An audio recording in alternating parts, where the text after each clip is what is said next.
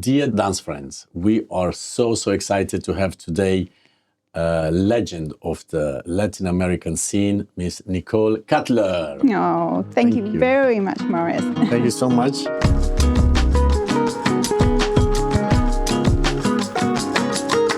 I mean, DanceSport, coming from South Africa, you were already a Latin champion in South Africa, moving to the UK, having a remarkable career.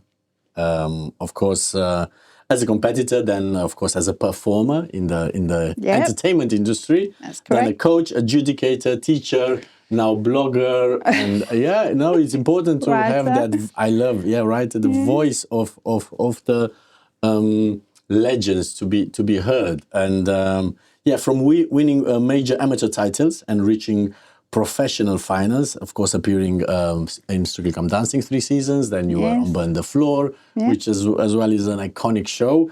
You guide dancers for many years now. You judge a lot. You have a very complex perspective, and this is something that I mean, it's from all points, literally.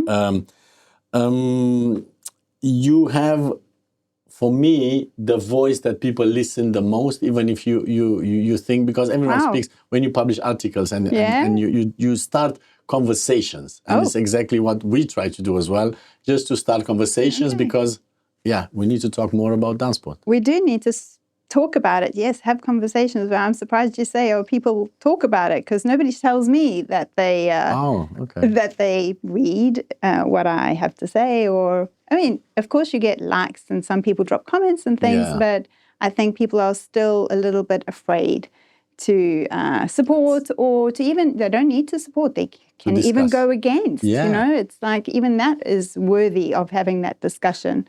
So, but I'm quite surprised you say, people read. No, we do. That's good. We do, but also it's always like in judging or like in having opinions. So you always respect, you have a hierarchy of opinions, you know?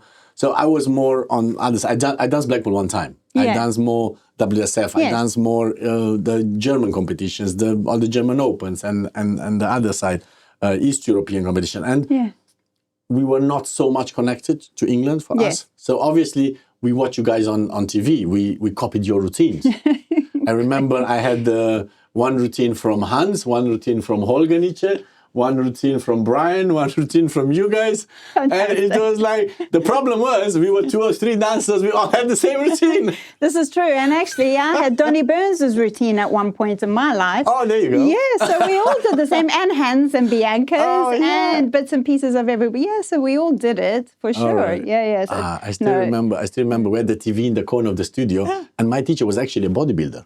Oh, so he opened the dance studio, just like dancing. The federation started, and he was playing the video. Guys, we learned today slow foxtrot. Play. Amazing. And we were like, okay. Amazing. Well, you were copying from the best. Definitely. So this is a good thing, right? 100%. This is a good thing, I think. But we were copying whatever you guys did. It was so funny. So growing up in South Africa. Yes. Moved in the 90s. I did. To the UK. Yeah. But you danced before. We just spoke shortly before you represented South Africa, but you had to represent on that particular competition because of the issues in South Africa. Yeah, so that was during the Apartheid eras in South Africa, which was difficult for everyone at that time. And I was just saying, when I danced a youth at Blackpool, my South African partner and I, Warren Smith, his name was. We couldn't represent South Africa because of sanctions against South Africa, so we had to dance for England. And we ended up coming third in that youth final. Matthew won. And nobody knew who this English couple was. Everyone was going, oh, where have they come from? But we were South African. And it kind of hurts still to think that we couldn't represent South Africa, but I know why. So it is kind of like, it's okay. And then your way to the UK was in the 1990s. Yeah, I was 18. 18, wow. How did you feel? How did you decide? Let's just I don't know. move. I always said, it was the dream to come to England. Everyone used to have this dream to come to England, to learn from the best, to dance Blackpool, this was just always something I needed to do. It was just a need. I couldn't explain it to my family, couldn't explain it to my no one. I needed it. I needed to go there to experience it. And like you, I watched all the VHS tapes, the videos. I watched them till they were broken. Yes. I mean, I was like, yeah, they were gold. My teacher used to give them to me, and I used to sit for hours and hours and hours watching. I thought, no, I have to go. And eventually we saved up a lot of money, did lots of fundraising to be able to afford to come. It's a far way to go, very expensive, and arrived and thought, this is it. I know where I have to be. I know why I wanted to come. And I think I went back to South Africa and sort of told my parents that that's it. I'm going. Staying. Wow. And I mean, I moved with 19 as well from my parents' home and moved to Germany. But if you are a man, a boy is different, I think. And if you are a girl, I think is a bit. I was with my partner, so maybe there was that trust in him. Yeah. And my dance partner at that time, his family knew a few people in England, but we still landed in the middle of Norbury in London, knew Greg DeVette, and that was it. Oh, with Greg, yeah. And I didn't even know him that well, so it was just like, hi, I've arrived. Help us. Yeah, where can I stay? What do I do? No money, not a lot of money anyway. Yeah. And it was just, I don't know, it was crazy. Maybe when you're young, you fearless. Really? Yeah.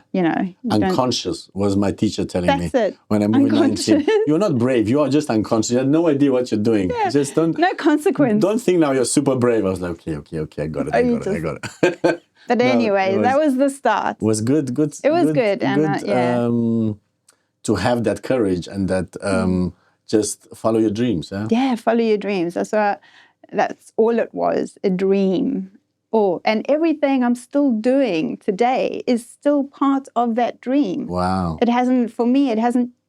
changed, it's morphed, of course, because I don't compete anymore, but everything was just because of that dream and a continuation of it. So even what I do writing today is still part of that dream. Yeah, it's just, I think we should inspire more kids like this, especially not to give up, because you are going through I'm sure you had some difficult moments. Oh my goodness. Yeah, no money, no food. Just only money for lessons and practice. That was it. Nothing else mattered. Exactly. But times were a bit different. Of course, there wasn't the pressure around everything that there is today to do this competition, to have this dress, to do, this camp. Do you really think is that pressure there?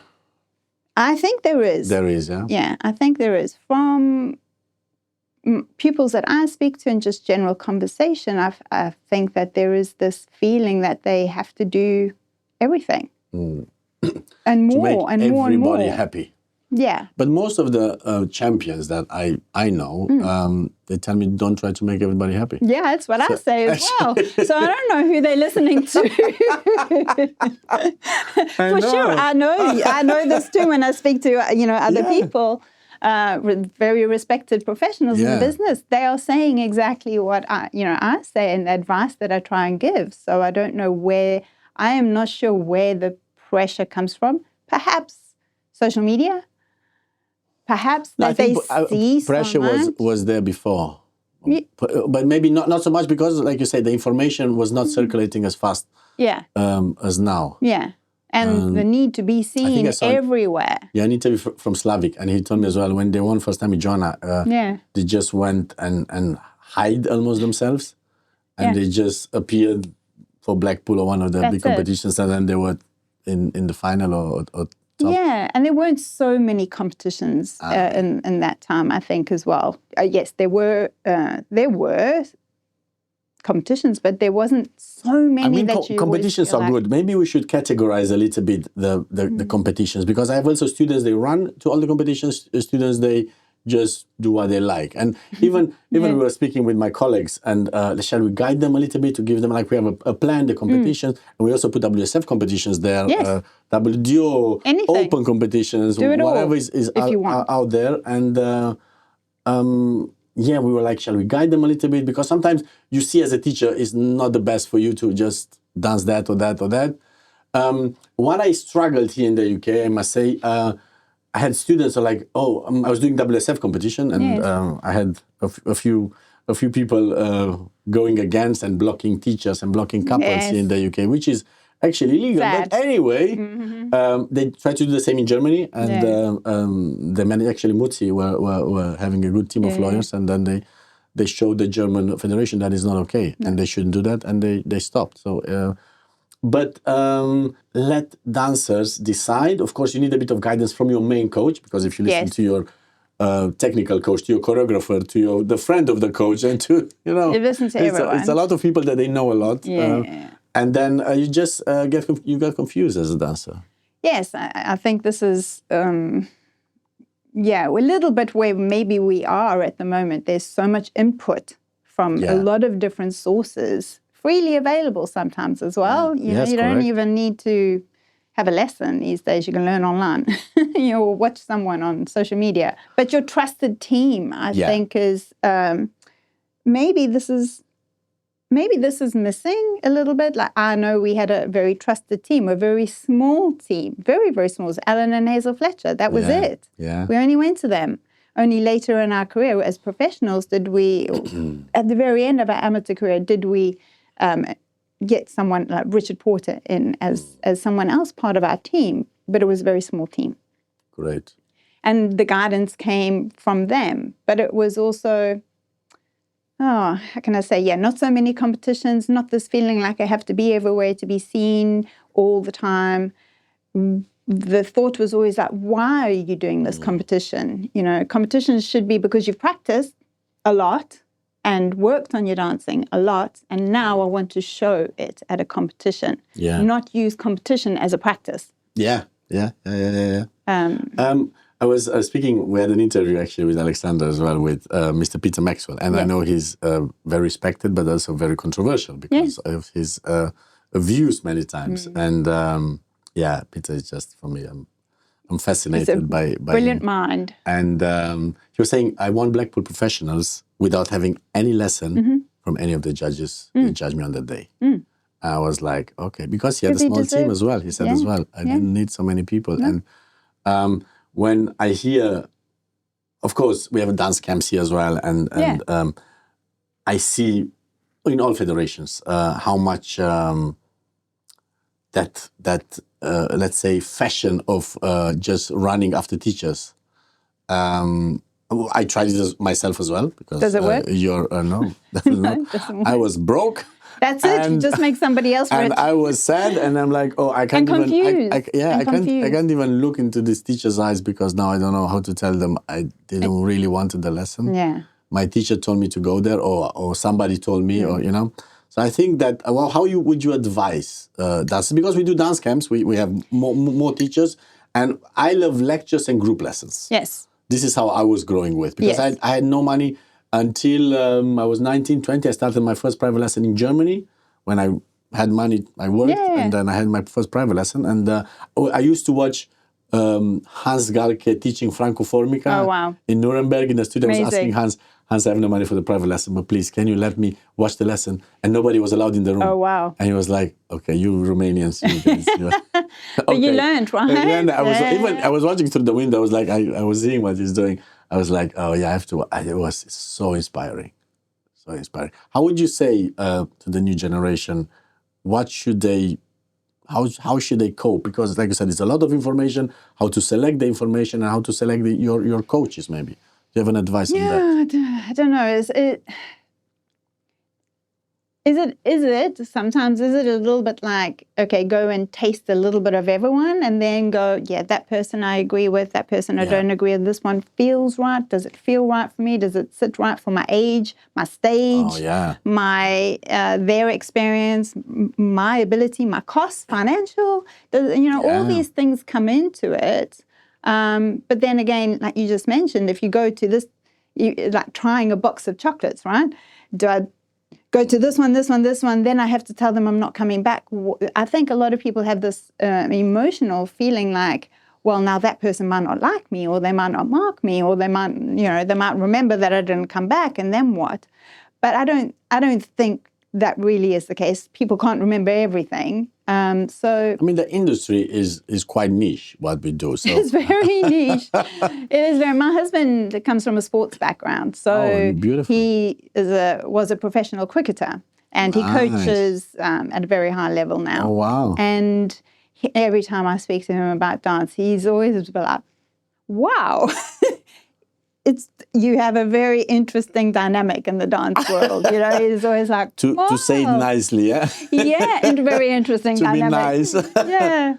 Yeah, so how do you choose? How do you choose, yeah?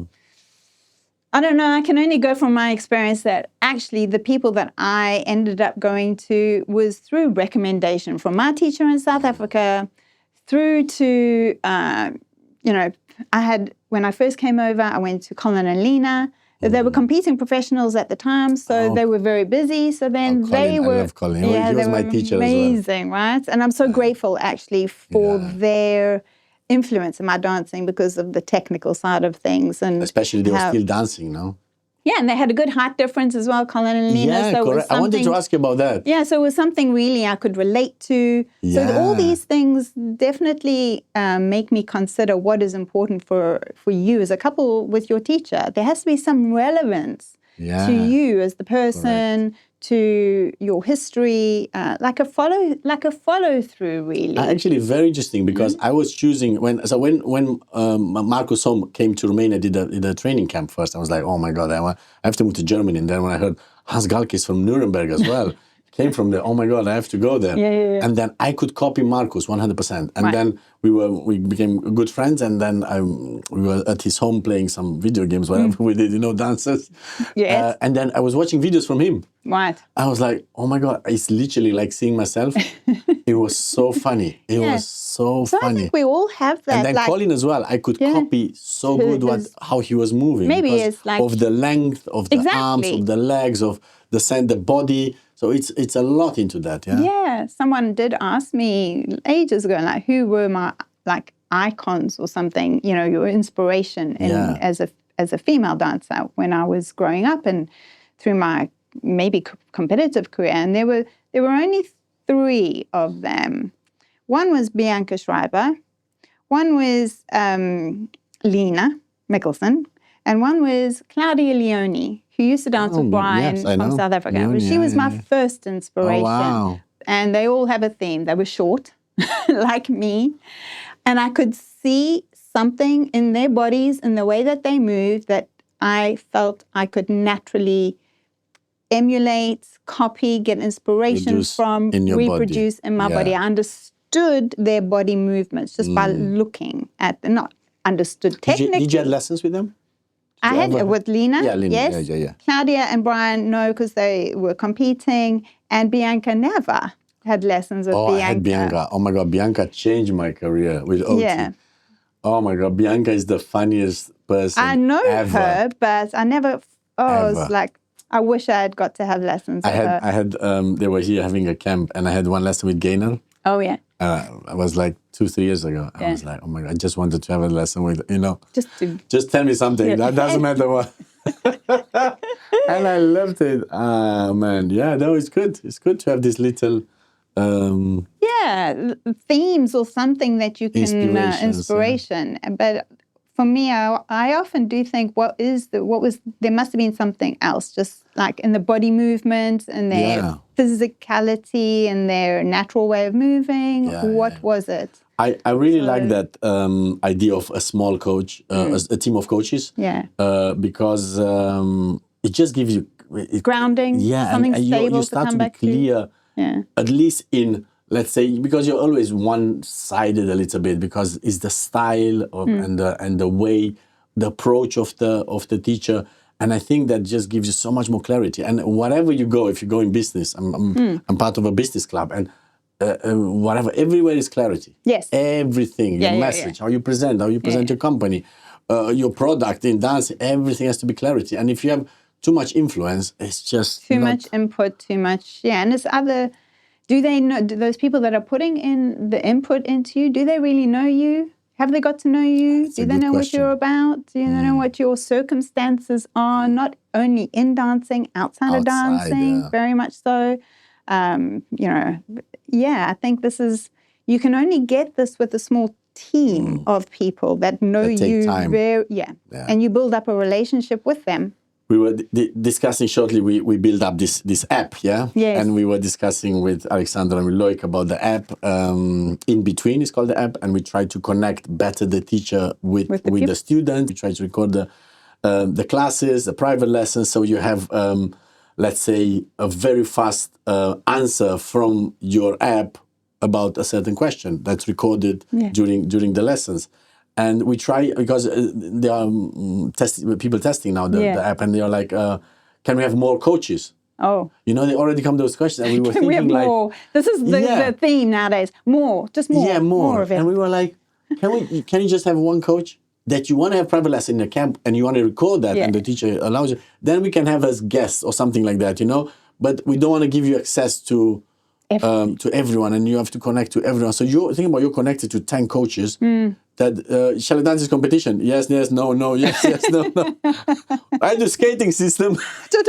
Ask AI. Ask AI, what shall I do? It's like, no, I think one coach is fine.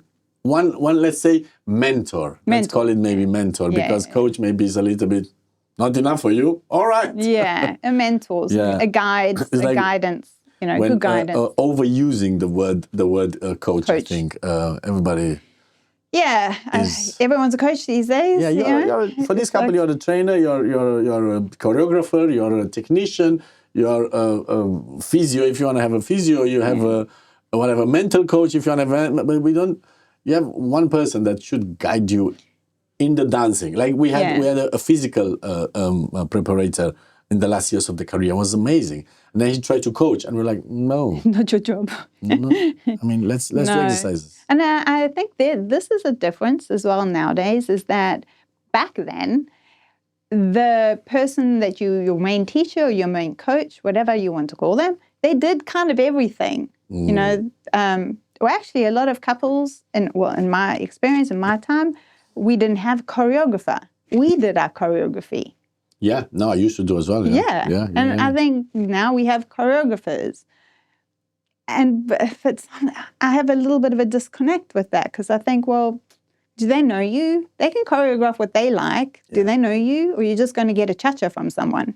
Or is it your cha-cha? No, it's somebody else's cha-cha. Have you figured out what you like, how you like to move, what makes you feel good when you're dancing?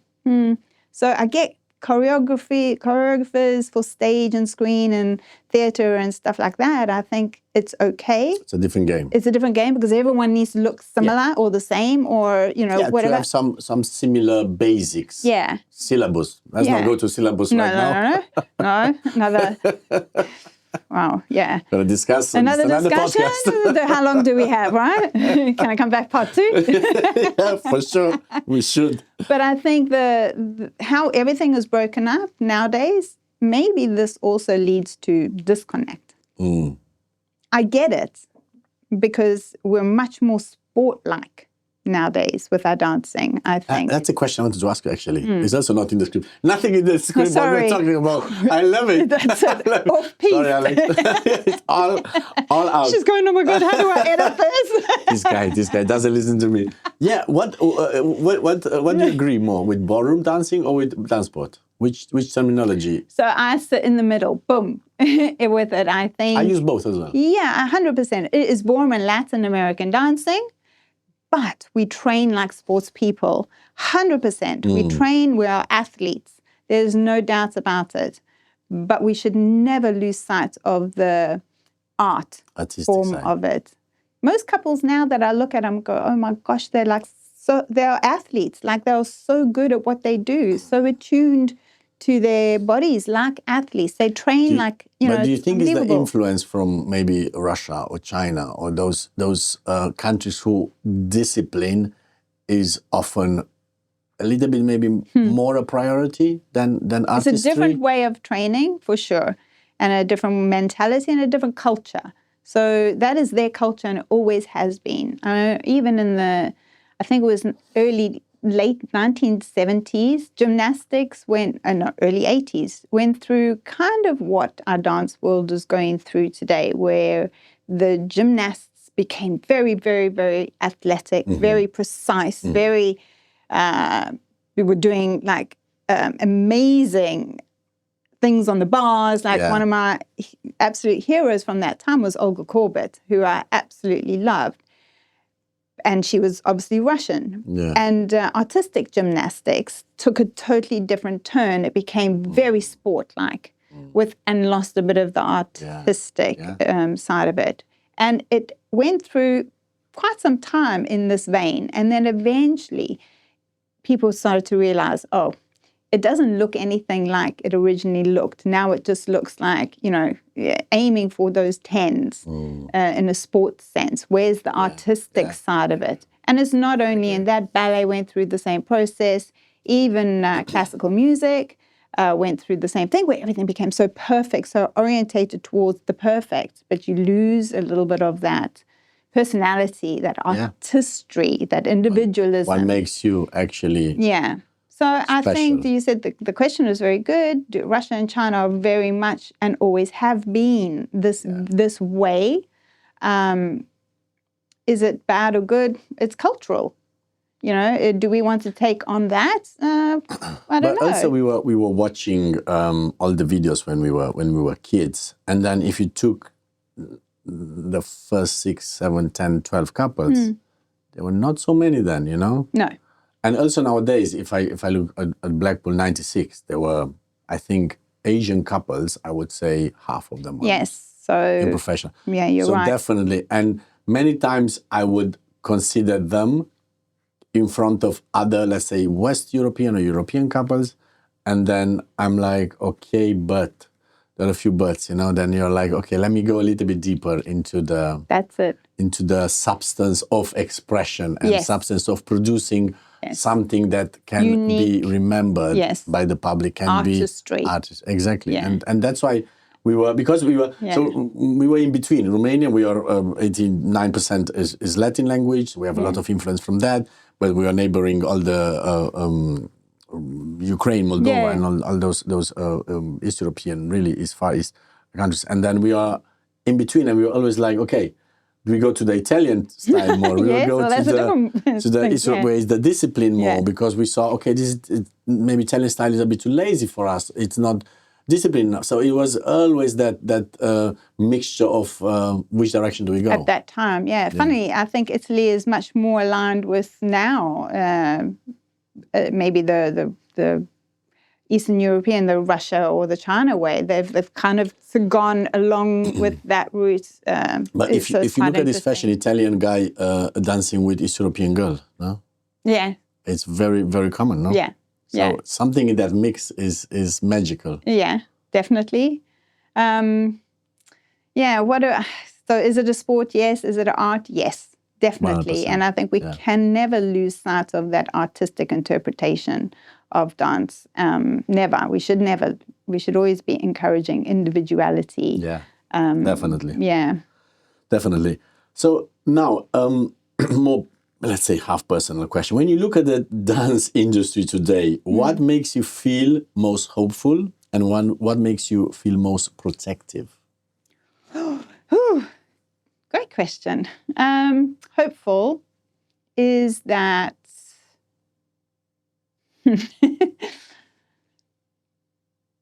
hopeful for the future of dance? I mean, just generally in the development, maybe. Okay, I think that in questions that a lot of the dancers come into lessons with that I hear today is they want to know more about how to be individual. I hear this. They know there's something not right, but they can't quite put their finger on it. And this is a generational thing as well. I think they've grown up in a different world to we have. They have, like we were just discussing, they have so much input and they can copy it all. You know, and they can do it all as well. You can ask them, can you do this? Boom, it's done. They physically can do anything, but they know that there is something not quite there. And when you start to talk about artistry or musicality or listening to new, when you start to talk about these things and say to them, well, you are allowed to move how you want to move. You don't have to move just because it looks perfect or looks right or what everybody else is doing. You can see that they want this.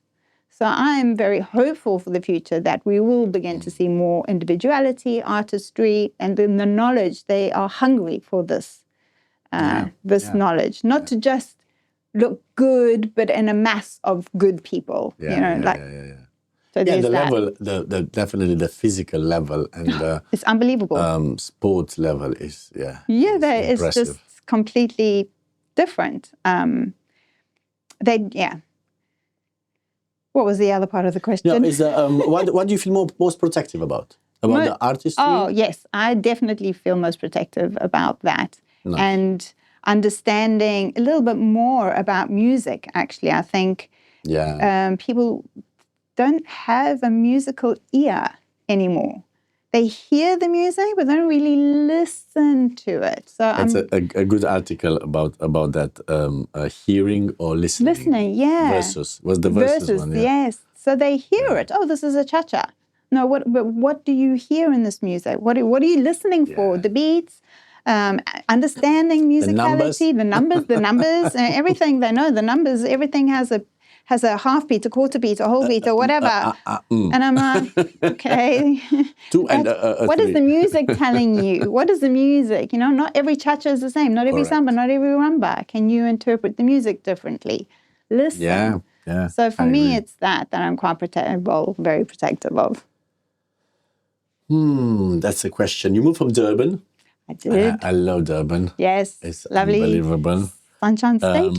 So at the age of 18, before that move opened up professionally, what did it demand from you personally? So it was obviously to support your career, but personally, I think that was something that took a lot of we wouldn't call it suffering, but we could sacrifice. Yeah, also, sacrifice. To leave my country. Yeah. Yes, this is your family. Yeah, my family. My family still live there. My mom and my dad and my brother. And at that time, when I was so young, you don't think about those things. You just want to follow your dream. And then as you get older, you start to realize, wow, actually, I have sacrificed quite a lot to be here and still be here. You miss birthdays, you miss Christmases, you miss babies being born, nieces, nephews. You just in your home country, you miss that connection to it. So friends, life, and I think you never, if you've immigrated somewhere, you never quite feel settled in. You have to make that conscious decision to say, well, this is my home now, England is my home. But you still always got 2 feet in both places. You know, I'm not a native English person, but I have adapted and assimilated very well. But I'm still South African at heart. So you always, there's conflict always. Yeah, of course. No, I understand. I understand perfectly what you mean. In the years when everything was about improving, winning, and proving yourself, what did you learn about pressure that you only understand properly now? Well, I learned that I could hide how difficult it was very well. And that at times when I wasn't coping very well with pressure, the pressure of being in a final, making your way up to the top, I learned that, I could mask it very, very well. And that wasn't necessarily a good thing. There was a period of time, I think, when we were sort of fighting number 1, number 2, number 3. You know, we had a great three-couple, I would say, great final at that time. But definitely the first three was like myself, Holger and Michael Wenting, Michael Mbiata, Holger and Charlotta. I must say the female names as well, because we are equal in this world. 100%. And it was very tough. Like, we didn't know who was going to win, who was going to be first, who was second, Charlotte third, moved to Germany, I still remember. Yes, as well. that's right. Danced with Marcus there. Yeah. And I had a few lessons with her. She was a killer. Yeah, I loved her so much. The really weird thing at that time was that Holger and Charlotta and Matthew and myself were actually very good friends. We used to... I saw you were some dances, sometimes they were winning, you were winning. It was so cool. It was very good, very exciting. But the pressure was really difficult. Especially for a woman, from a girl perspective. Because this is what I'm telling my students when they are pushing the girls around. And when I was a dancer, I was as well one. Well, not the best part. I mean, I think with Bianca, I learned to lead, because Bianca was like, we're not doing that. And good. I'm like, guys, can you please wear those shoes? Put that dress on, wake up at 5 o'clock in the morning, do your hair, and let's see how you're going to dance. Yeah. And smile. Please don't forget to smile. Yeah. Oh, yeah. Don't forget to smile. Oh, and you have a little bit too much muscles, actually, because... or lose some weight. Or lose some weight. Oh, that belly, you can hide it nice under the shirt, but can you put that dress on, please? Just that we all have a look. Yes.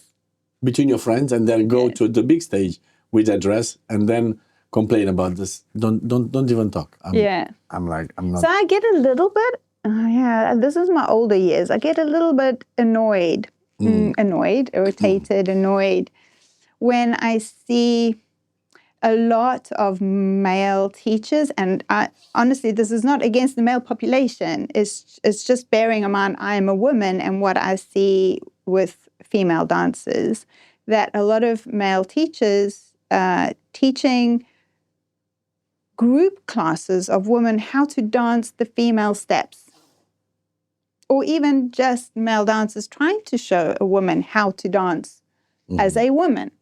And I think to myself, okay, it's not saying that a man can't dance as a woman, or the lead or the follow, however you want to call it, but we are different. We have different ways of moving. We have different ways of feeling, expressing emotions, thinking. We are so different. The weight over your feet is a bit different. Yeah, exactly. Heels. They might be standing in the front of the class with flat shoes on, but everyone behind them has got heels on. So even the choreography and the steps that they're doing, I think, you can't actually do that very easily in heels. It's not possible. So the girls are learning to put themselves in very difficult body positions, and very, in my mind, masculine-orientated body positions. And choreographies. Because I'm dealing with that as well. When I teach girls solo. Yeah. And so luckily I did Let's Dance, which is Strictly Come Dancing in Germany every 2 years. And I have one choreographer, and it was amazing. I was bringing him also to teach, because he was so much about the guesting, about the feminine guesting, how to teach, how to go into those positions to inspire a little bit. Yes. Because it's tough impossible if you don't have you as a male, right? Yeah. So I was like, guys, I can't. And I never taught solo in Germany. No. I had only couples. Yeah. Like I had 15, 20 couples I was coaching, and I came to UK and I was like, what's going on? And then Germany started, I think, 3-4 years ago to really. I mean, it's massive now. Yeah. And it's amazing that girls have a possibility, and they're not always have to wait for the partner and they have to for the. I agree, and it's dancing, right? Yeah, and it's good for you, Exactly. Mentally, physically, emotionally, everything. 100%. It's good for you, but this for me is a struggle. So maybe you could organize some classes for female styling male or colleagues, whatever. women styling, like the Salsa Society is doing. And yes, I think it's a very good idea. Yeah, why not? Because I'm telling you, so this guy Saleh, he was also a judge then for different dance shows. A really amazing guy, and I asked him, like, Saleh, I know you teach a lot this type. Please help me, but from the normal ballroom industry, nobody really. It's just this is my way of doing it. Copy it. Teachers. Mostly I had. Manuela Faller I had. Yes. Was in Nuremberg that time, and she was actually Marcus's teacher before in Nuremberg. And so I had. But I doubt very much that they would try to style you. Yeah. You know, like even for me myself, when I'm teaching and I'm like trying to show, the man's step, I always say, look, I'm not a man, so I don't know exactly how it feels to do this step. And also, if we go to judging then, because I was so happy the last Big Band Cup when we had here and we had more women judging than men, I was like, yes, was guys. Was it different? That's it. Because there are more girls dancing as well. Yes. So just. But we will look for different things then. Exactly. But we will also look at things and be like, ooh, that must feel uncomfortable for them to be doing that. Exactly. No, I completely agree with that. And I think there should be more women judging. There should be. Equal at least on a panel, you know? There are solo girls mostly, not so many solo boys competitions. So let's have, but it's, of course, it's time. It's very time consuming. And if you try to be a mom and you try to be a teacher, judge, a teacher and a coach and so on, it's very time consuming. I get that. Saying on that, I'll tell you a story. I don't know if you saw it. Please, it happened I love stories. Oh, you love stories? This is a conversation, right? Yes, so it's good. Correct. So it wasn't maybe less than a year ago, there was a post put out on social media, a video post. Mm-hmm. And on this video post, it was Augusto and Katarina dancing, from when they were winning and stuff. But they had just labeled on the video post, the YouTube or whatever it was taken from, Augusto's name. Augusto Schiavo. Without Katarina on there. Yeah. So everyone just referred to the post, Augusto. We tend to do that. We do tend to just mention the male's name. And so the female's name. But then, and I'm sure she won't mind me saying that, but then Katarina asked for that to be taken down, edited, and be put back with both their names on. Azerton. Azerton, yeah. And they did. And they realized, obviously, their mistake. It's not okay. It's not okay. No. It's absolutely not okay. I'm happy you're saying that because many times when I was looking at all these big competitions, it always was the men first and then the ladies. I was like, and I understand we lead and follow, but still, why? Because usually you invite the lady first, and then usually also when you say the name of a couple or couples, say the girl's name first. Well, they could change it. Why not? It's okay. We'll test it out, see if it works. But I think what happens is you change the legacy of a couple, where people eventually only end up remembering the man's name. They might remember the couple, but they only end up remembering the man's name. And I think that's very harmful for females in our business, because they will end up thinking, well, nobody's going to remember me in the future, or I have to work doubly hard to be seen, to be heard, because people will only remember the male. But also, I'm sure this with saying, because when our attention is obviously a few seconds now, it's even worse than before. We are we remember when we say a sentence, we remember the beginning of the sentence, many times not the end. Yeah. And I think I have to talk with the psychologist about that, how the mind works, because I'm sure. Well, you will give importance to the first. Exactly. For sure, the first name. Exactly. And I've heard in many conversations, and it's without people realizing that they're doing it, but they will mention a partnership by the man's name. Mistake, you say. Yeah, and I think it's lived experience, though. You're a man, so this for you is not, unless you're aware of it or somebody has made you aware of it, you wouldn't think there's anything wrong with it. But my lived experience is that, I was the other half of that partnership. You couldn't have done it without me, for sure. So why isn't my name of the same 100%. Value? So when we opened the studio, it was only Oti Mabuse dance studio, because obviously she did Strictly and she was known here. Yeah. And then we were touring with Ian Wade, 2018. And then I said, let me change my name in the program, because my name is difficult, is Romanian. And then I was like, let me just do Marius Mabuse. I didn't. And they're all, and Mutsi was like, Marius changed his name. Like, why is that? I said, guys, relax. Relax. It's just actually Just the name. Marius is enough anyway. So let's not even make a big deal. It's not complicated. And then we tried to change Otis' passport, and then it was so difficult with South Africa. Oh my gosh. Let's not even change it. Let's just keep it. And now our daughter has both of them. names. Her name is now, she has a South African name, a Romanian name, my family name, Otis' family name. She can choose, can't she? I said, anyway, she's going to change her name in something else, in Maria. De Vega, whatever. She's going to change. Guys, I don't like your names. Let's just do completely different. No, but I agree. Especially now I have a girl, so I'm like even more. And also, like, you know, with OT, like getting married, changing all your passport, your bank account, how hard that is as a woman. You don't experience that as a man. Yeah. Man never has to experience that. But that's what I wanted to experience. And then Motsi was like, why are you doing that? I said, relax. It's okay. I just wanted to make it easy for the people in the show, and also I just want to see how it feels, because it's always like it's not a big deal. I mean, well, it is. A name is very important, right? Anyway, let's stop right there. Hey guys, if you like the conversation, please don't forget to like, share, and subscribe to the channel to get the latest episodes. You had a lot of transitions from countries, then you had partnership changes. Then you had different roles, from coach to dancer. Which one reshaped your identity the most? Gosh. So countries change, partnership change, all the job kind of. I think they've all played their part in various times. My identity.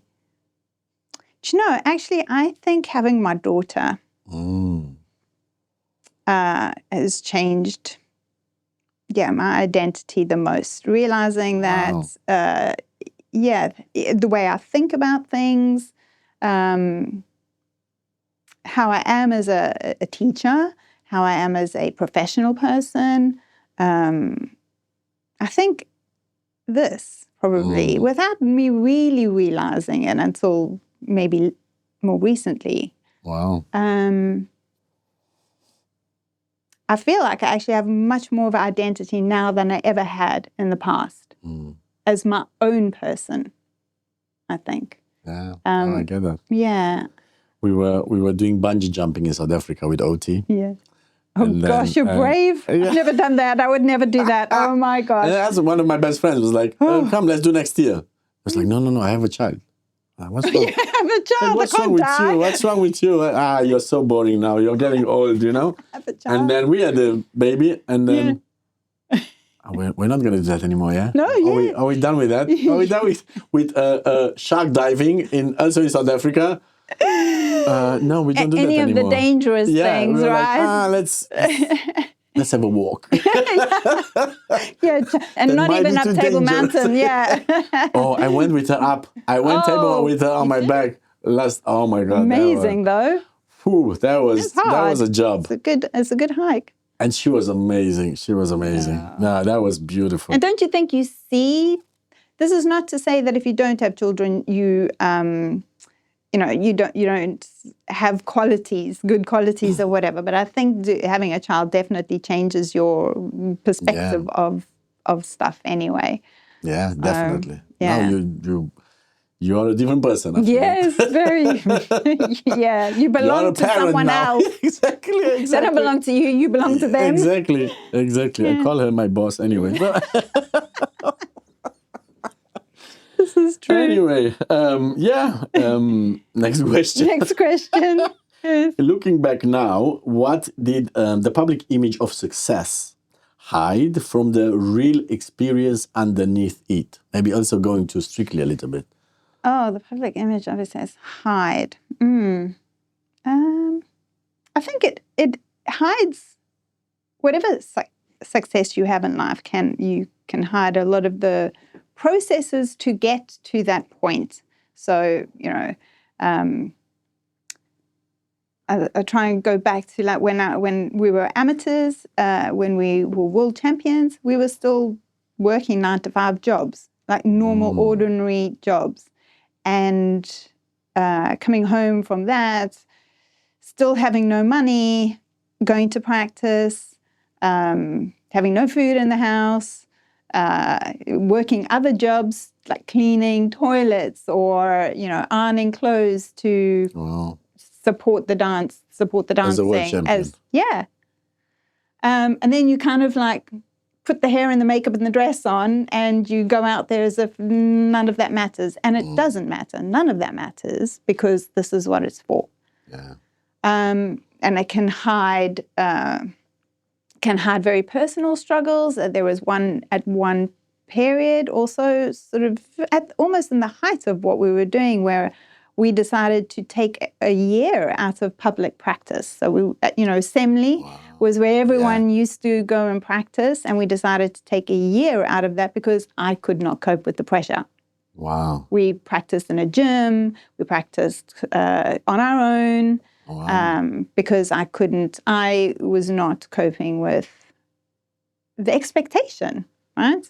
Like, to look a certain way, to dance a certain way, to be a certain way, to act a certain way, to just it might not have been other people putting that expectation on me, but I definitely put it on myself. And that be accepted in the dance world is just... Yeah, really difficult.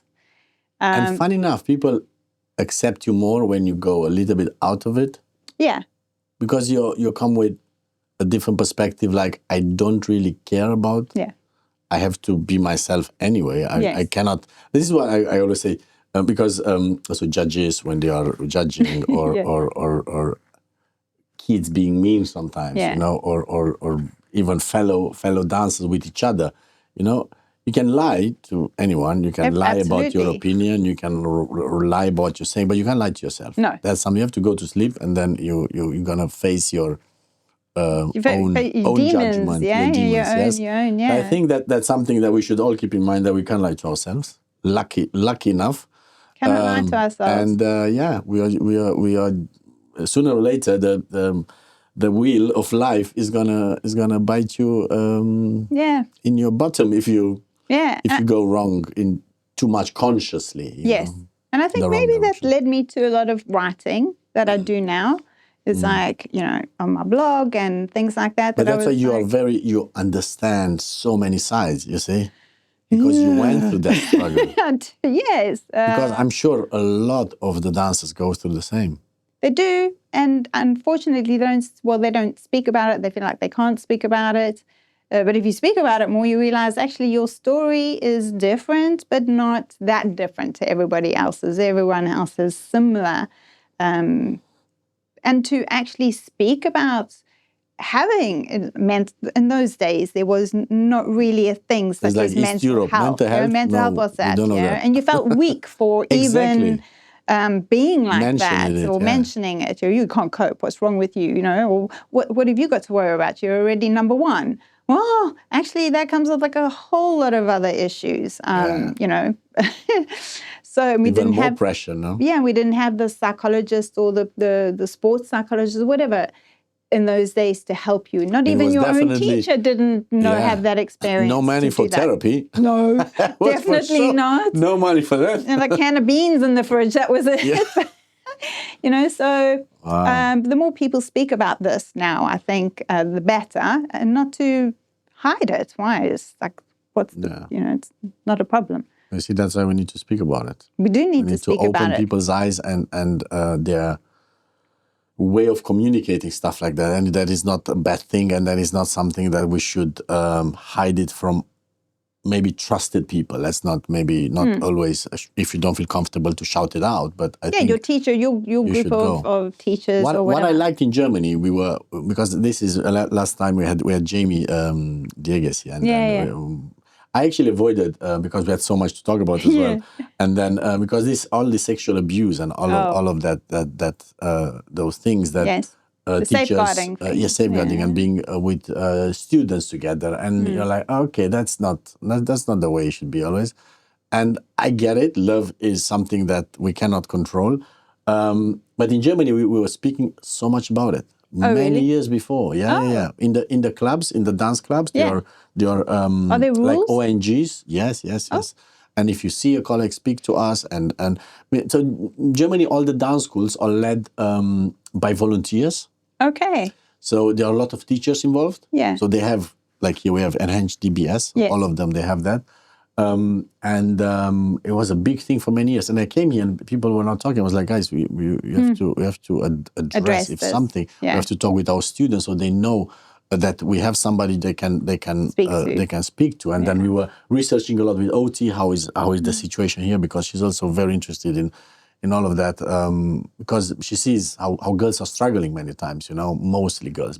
And then she was discovering, there are as well a lot of female teachers that are abusing students, not only male. Oh wow! It's really weird. So if you look at the numbers, they were actually a little bit more in the research she was going through. Okay. Anyway, but is a lot to discover, and I think is a lot to really open up, and is a tough one.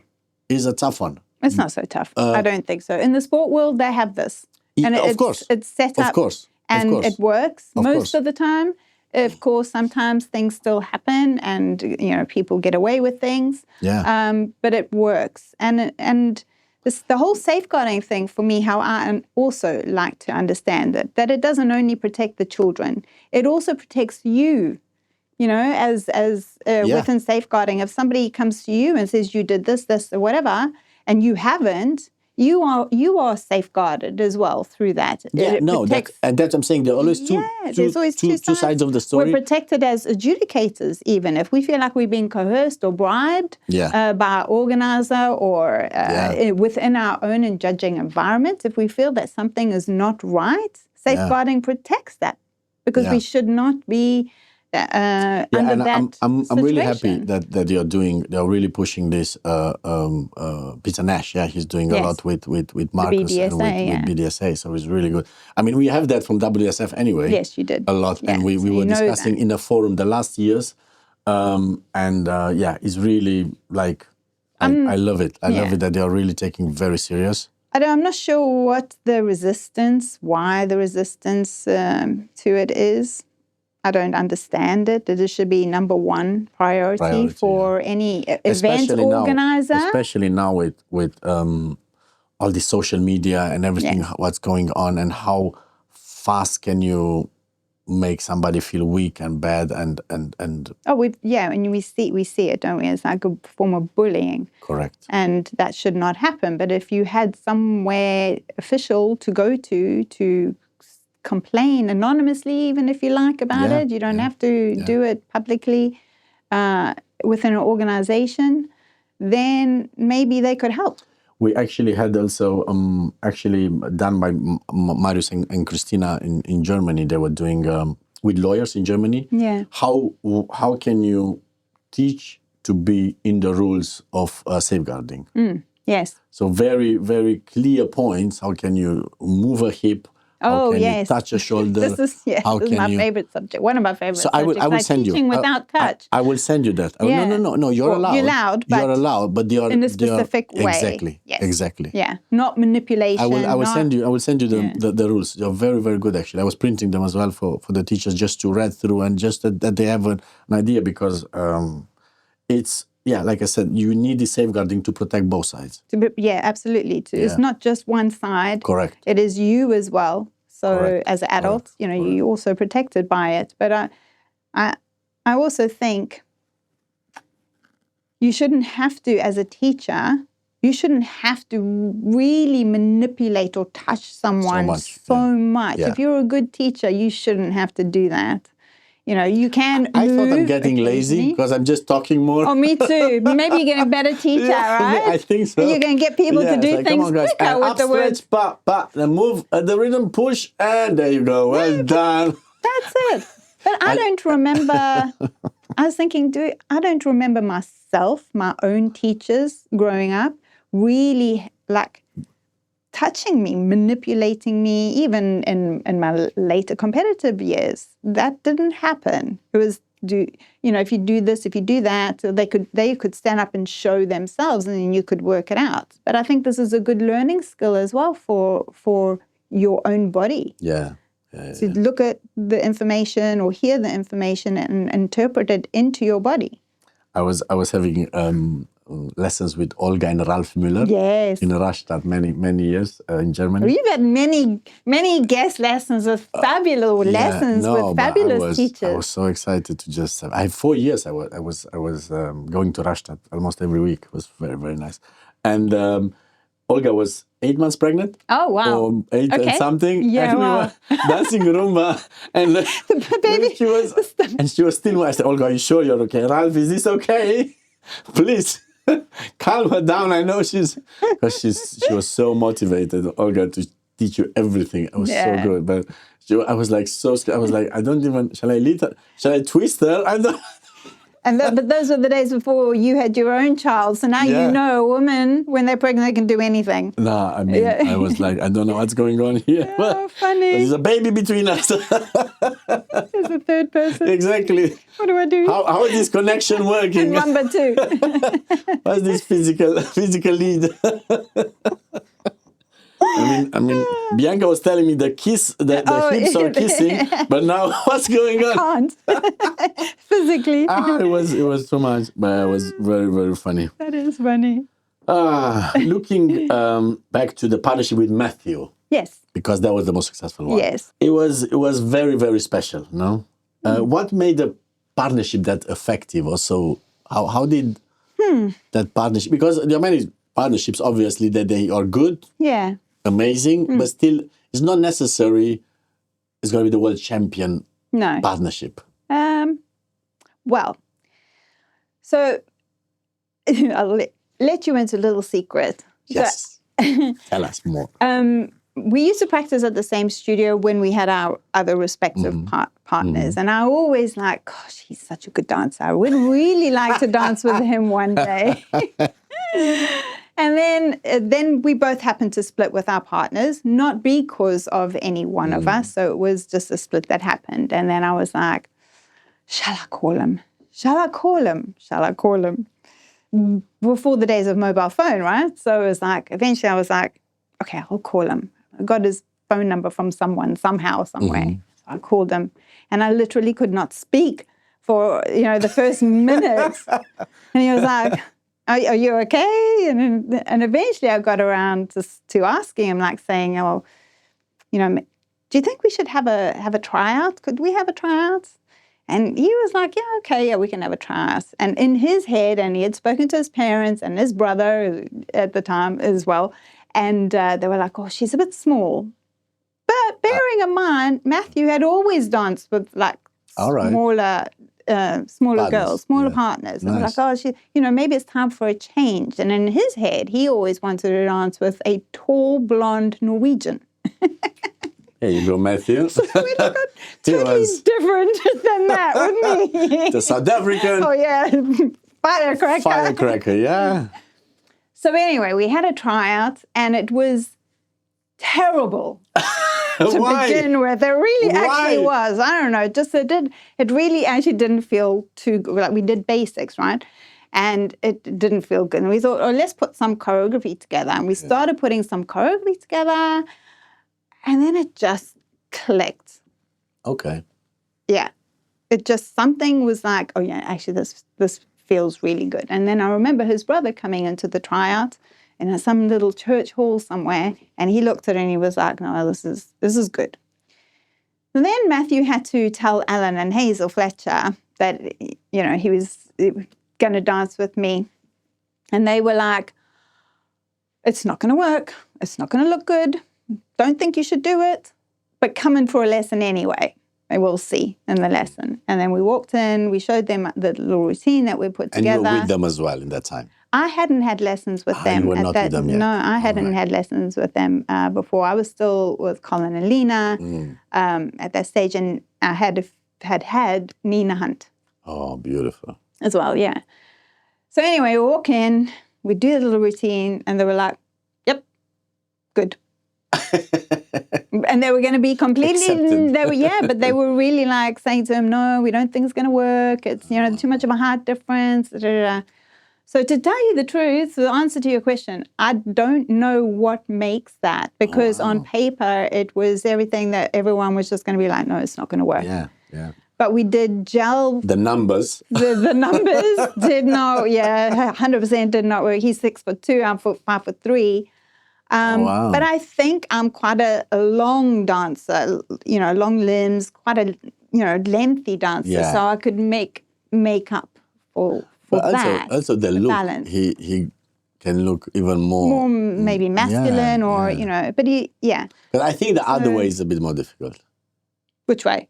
If the girls are taller than the boys. That's very difficult. That's I think that difficult. something doesn't look I punch and in quite ballroom, right. in ballroom they really try, the girls go very low, and they are. Yeah, and actually I have a question about that. In my head, I'm always saying to myself, well, you're taught technique, right, in ballroom and Latin. But then if you're dancing with someone who's shorter than you as the girl, how correct is your technique when you're having to alter all of that, to bend your knees really low, to change your posture? Yeah, about ballroom technique, I can talk a lot. I'm more in Latin, but I disagree with a lot of things what's happening in ballroom. But anyway. Yeah, but there's just on the girl being taller than the boy. You must have to completely throw everything out the window, technique-wise, to be able to do that. In your knees. Can't be good for you. You literally dance tango all 5 dances. With the rise and the... From your feet, that's it. No knee rise.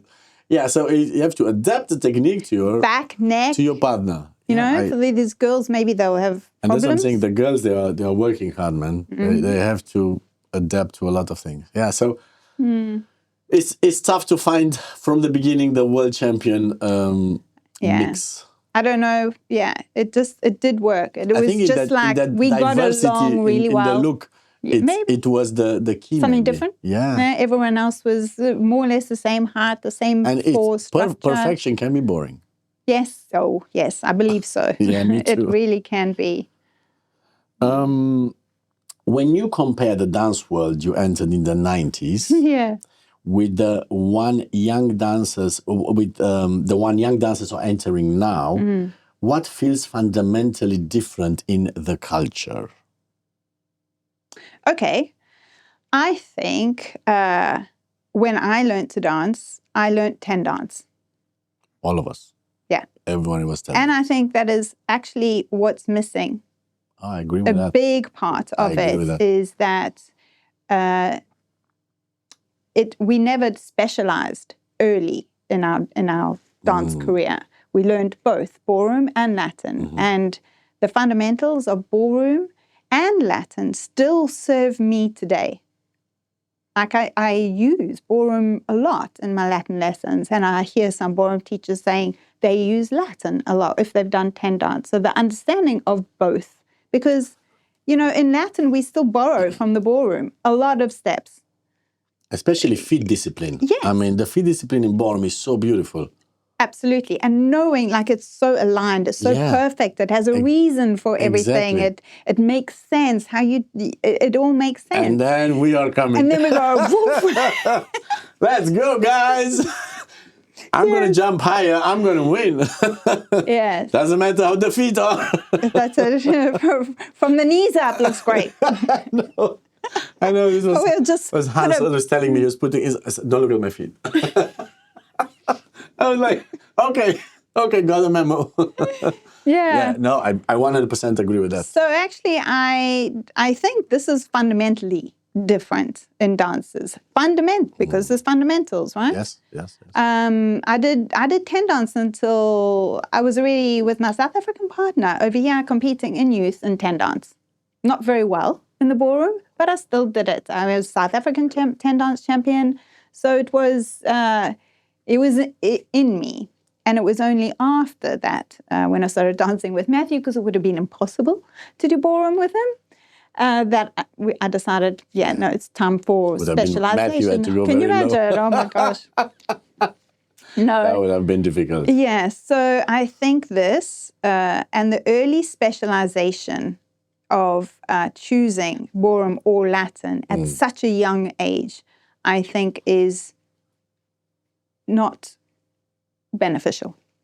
I agree. And I also tell students, just do group classes. You're fine. You don't have to take private lessons in everything. Exactly. You don't have to be over-specialized in 10 things. Just to that's why group lessons for me are so important. They are. It's not only the community that supports you, is your friends. Yes. All my friends are from the dance world. The group, I had to go to my 25 years reunion in school. Oh my and I was gosh. like, I don't even want to go. No. Because I'm not connected to any of them. No.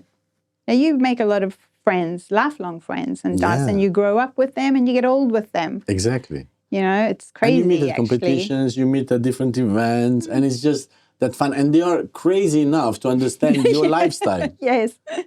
Because this is true. If we tell to, let's say, a normal person. Homo sapiens about our lives. They like, think we're crazy, right? Are you sure? Yeah. Are you sure? What pills do you? Yeah, no, it's just the dancing in my veins. Yeah, no, it's a lot. It's a lot. If you go to the entertainment world, Burn the Floor and Strictly Come Dancing. Yeah. Widened your audience enormously. What did those chapters teach you about the gap between ballroom glamour and ballroom reality? Wow. Yeah. Are they different? You tell me. So Burn the Floor came obviously during our competing years, actually. It was the 1999, I think we did the very first Burn the Floor. And we were offered this opportunity to do this. And we both immediately wanted to do it, but we were told by our coaches, if you do this, you'll ruin your career. But it was such a fantastic opportunity I mean, it was just amazing that we couldn't turn it down. And to be honest, I think we actually needed to do that as well. Step away a bit, go and do something else. And I just thought, what an opportunity for a learning experience, you know, to learn about the stage. But also use your skills that you already have. You practice so many years, and you have to bring it to an audience that was different than everything else. Yeah. So we did, and that year, well, I can't remember how long we did it for, but maybe it was a year. It taught me about performance value. It taught me that about your audience will respond to you if you're real. Like, they don't care really in that environment about the technique, but if you really give, like, you know, a good performance, engage with them, they will respond to you. And I think that I never really thought about that before. So came and back. How did you feel on the stage? Oh, amazing. I had the best time of my life. I honestly did. It was... Because of the audience? Because of the more spotlight? Because... It wasn't so much, because there was 44 of us, you know, 22 couples on Burn the Floor originally. So there wasn't really... There were pockets of spotlight. But just being like a group class, right? Being with all your friends, experiencing all those things. We were young. We were earning money at last. we were finally earning money. After being world champion and European and winning all the big titles. We were finally earning some money.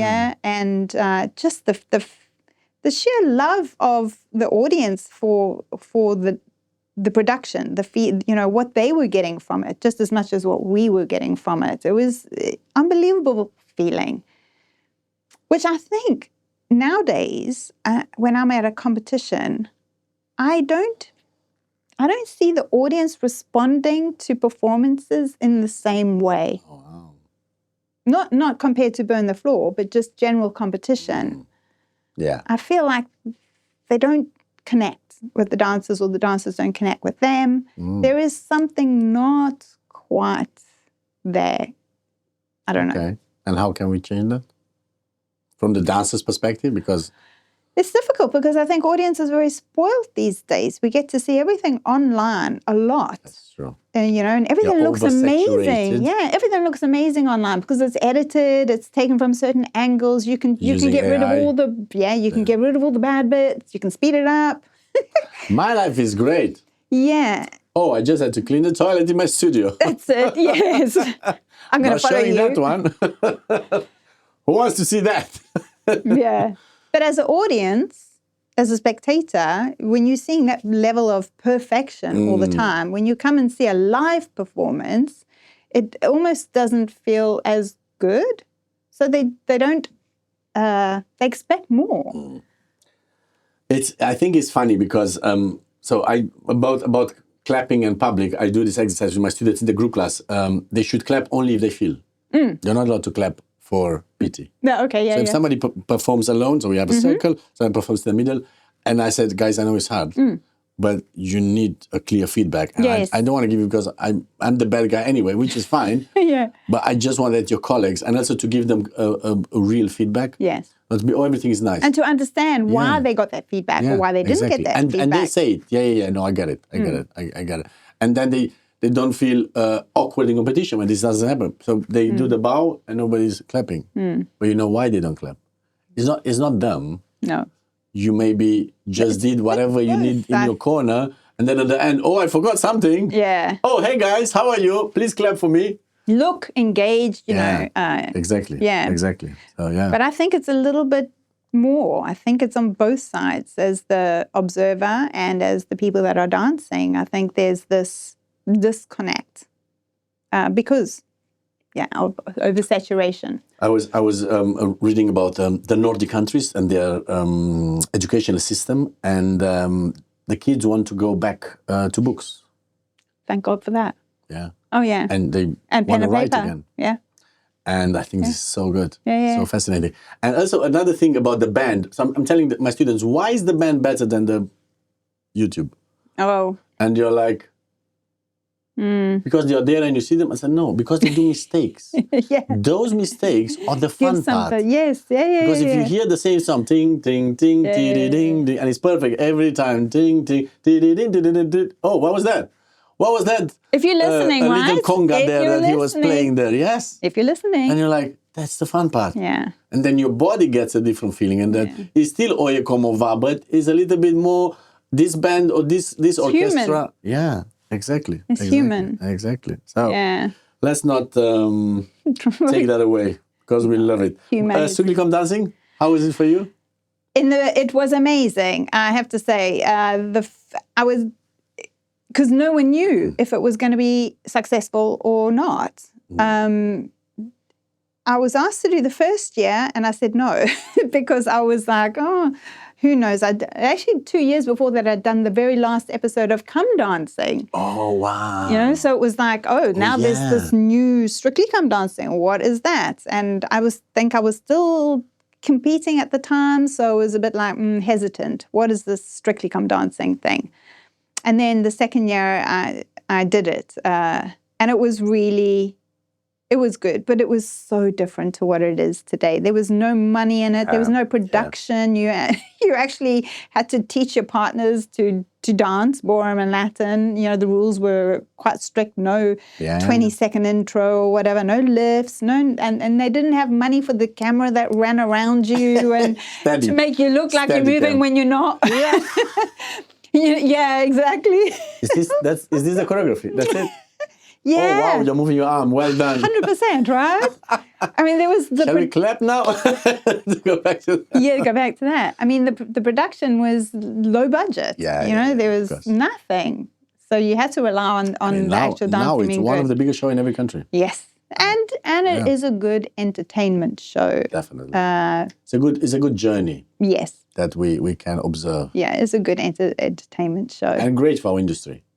Yes. I'm very grateful for the show. Yes. Like in Germany is booming. I know in other countries, in Poland, everywhere. Even little countries like Belgium and even America the now countries again. that don't have it, they still watch it from BBC or whatever. Exactly. Well, BBC Worldwide it is. So yes, they still get to see it. My parents in South Africa, they always they know what's going on Strictly Come Dancing. They tell me, if I haven't been able to watch it or whatever. But it has done educationally, I think, great things for our business. People understand what ballroom and Latin is, and that it's not just a hobby, it's not just a luxury, you train really hard. It shows what professionals have to do in our business. I mean, we were speaking with Jamie last week. 70 years their studio County Dance in Reading. Oh wow! 120 years NATD this year. It's massive. Yeah, and they must be the NATD must be the longest running organization. Him as well. He said he's not sure, but he will double check. Yeah, I'm sure must be. Yeah, it's amazing. And Blackpool 100 years. Yeah. You were there. I was there. How was it? It was amazing. It had a lot of nostalgic feeling about it, which was really nice. I mean, it's, I know everyone gets the same feeling when they walk down the stairs at Blackpool. It doesn't matter whether it's a WDC event, WDSF event. Yeah, they did. That was great. They did. As well. I saw it. I watched it. Someone did a documentary, actually. One of the adjudicators, a very good documentary on it, and I watched that. Sergey. Yes. Sergey it was very good. Great. I really enjoyed it. Yeah. I was like, wow, good job. And they changed judges in between, and they are really yeah, it was really good job. Yeah. But walking down those stairs, for every dancer, it doesn't matter where you come from, what organization, it is special. And it was a very good event this year to see it, to see it back to its cohesive self, Hope that this will continue. No, it will. Continue forward. It would be very nice. And the hall, how they renovated the last years, it looks stunning. Oh, the ballroom is just unbelievable. There's nowhere like it. Actually, I was judging in July, one of the last years, the NATD Blackpool.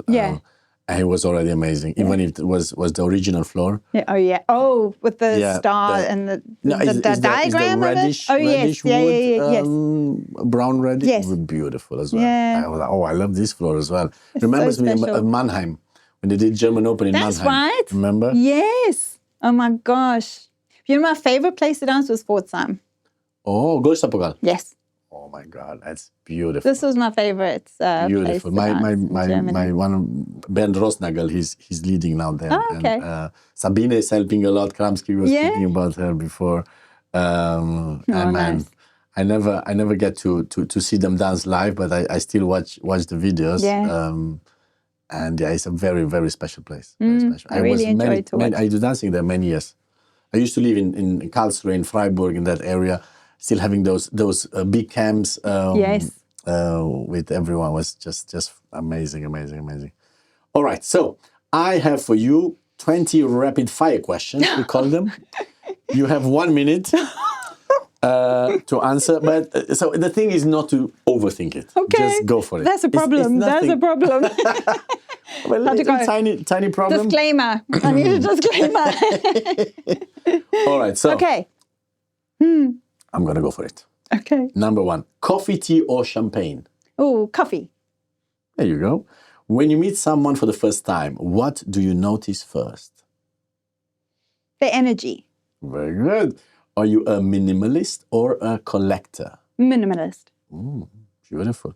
The best compliment you've ever received? I love you, Mummy. Oh, I love that one as well. Oh, I love you, Dad. And he said yesterday, Mama is the best friend. I said, well, no, I'm your best friend as well. Mom is my best friend. I was like, okay. Yeah. Bye, guys. Fun fact about you. Oh, fun fact about me. Oh, my gosh. I like DIY. Oh, I love that as well. I really love DIY. That's cool. Yeah. It's relaxing. I've got toolkit, everything.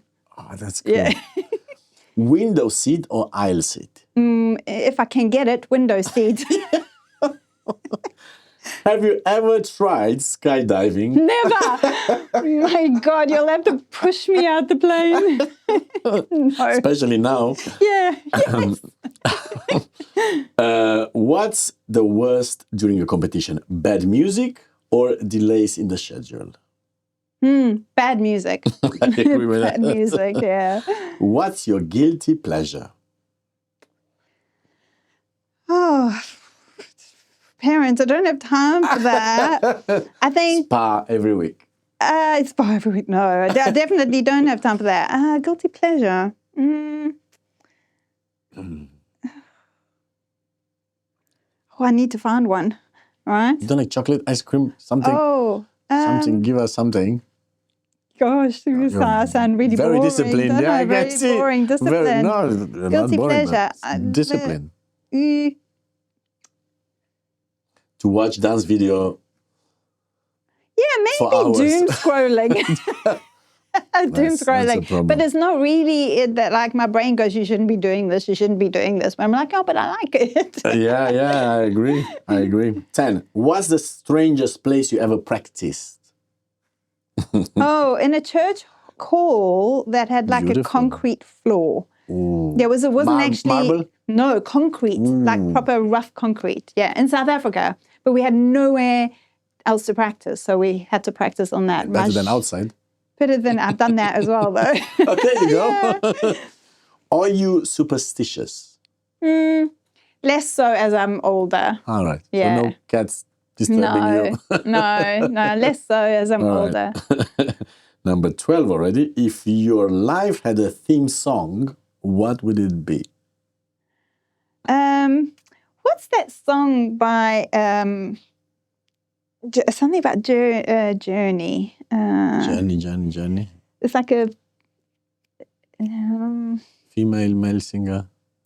It's a male singer. I think the group is called Journey, and actually, Okay, we're gonna. Or my brother always says there's a song by Top Loader, and it's called Dancing in the Moonlight. Oh, he says that's your song. I love that. So, one, yeah, that's cool.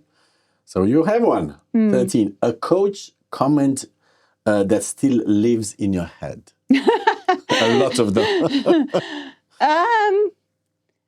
Well, I can't really do a quick fire on this without explaining it. So you'd have to pause the clock. It's fine. Pause the clock. So many years ago, when I was I'm still a bit feisty, but when I let my mouth run away with me, there was a competition we did once in Germany, and I was not very happy with the setup. It was a bit political.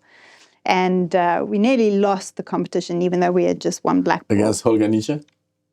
No, Holger wasn't there, I don't think, and neither was Michael. Oh. So it was quite a controversial result. Okay. And I was one of those invitation competitions. Yes. Oh, I hated those ones. Yeah. I had a few surprises with those ones. Yeah. As well. And so I went and found the organizer. I won't mention anyone's names. And I am a little bit ashamed to admit, but it was a lie, and I was very young and didn't understand the dance world really. But I just felt that this was not right, And I'm a just person. I hate injustice, so yeah. And so I Keep it that way. yeah. So I told them that we would never be coming back to his competition ever again. Well done. Yeah. And then? And then word got back to our coach, our teacher, right? But not via a very well-established person in our business, much older person. And our coach then said, I should learn to hold my mouth. Oh, actually, it wasn't told to me. It was told to Matthew. Oh. You have to tell your partner to hold her mouth. Okay. And that was not what you did anyway. I or you had to learn in a few situations. No, in a few situations, I think I learned a lot from that. I was incensed. I was like, how dare, how dare that? But I did learn. Well, I wasn't respectful. I should have. The way I did it, yeah. You said, yeah. But okay, also in that time, nobody questioned anything either, which also bothered me a little bit. But I was dancing again in a similar situation again. Nina Trautz in Bavaria for the championship there. Yeah. And Nina was always behind me. I was like, oh my God! And of course, I love Mr. Trautz. He was an icon, and he was. There were judges coming, and I was looking like that. Oh my God! But I was like, I had anyway no influence, and I was like, let me just dance as good as I can. Yeah. That's it. And because I didn't care, I think it was just okay, And even if I have lost, I would have been like, I don't, it's okay. It's not gonna change my life anyway, It's like, so yeah, I agree. But I think we should speak out. We should speak out when we really see that type of injustice. Yeah, because, but it's not okay. It's not it wasn't heard of in those days for anyone to say anything, and we didn't go back actually to that particular organizer. I was shocked a bit in the UK when I came, and my student was telling me, at WSF event, why don't you put the panel of adjudicators before? I was like, guys, it's not your job. Who is judge? I understand you have to respect the judges and whatever, but if you don't trust me that I will find a good panel of adjudicators, then this is disrespect to me as well.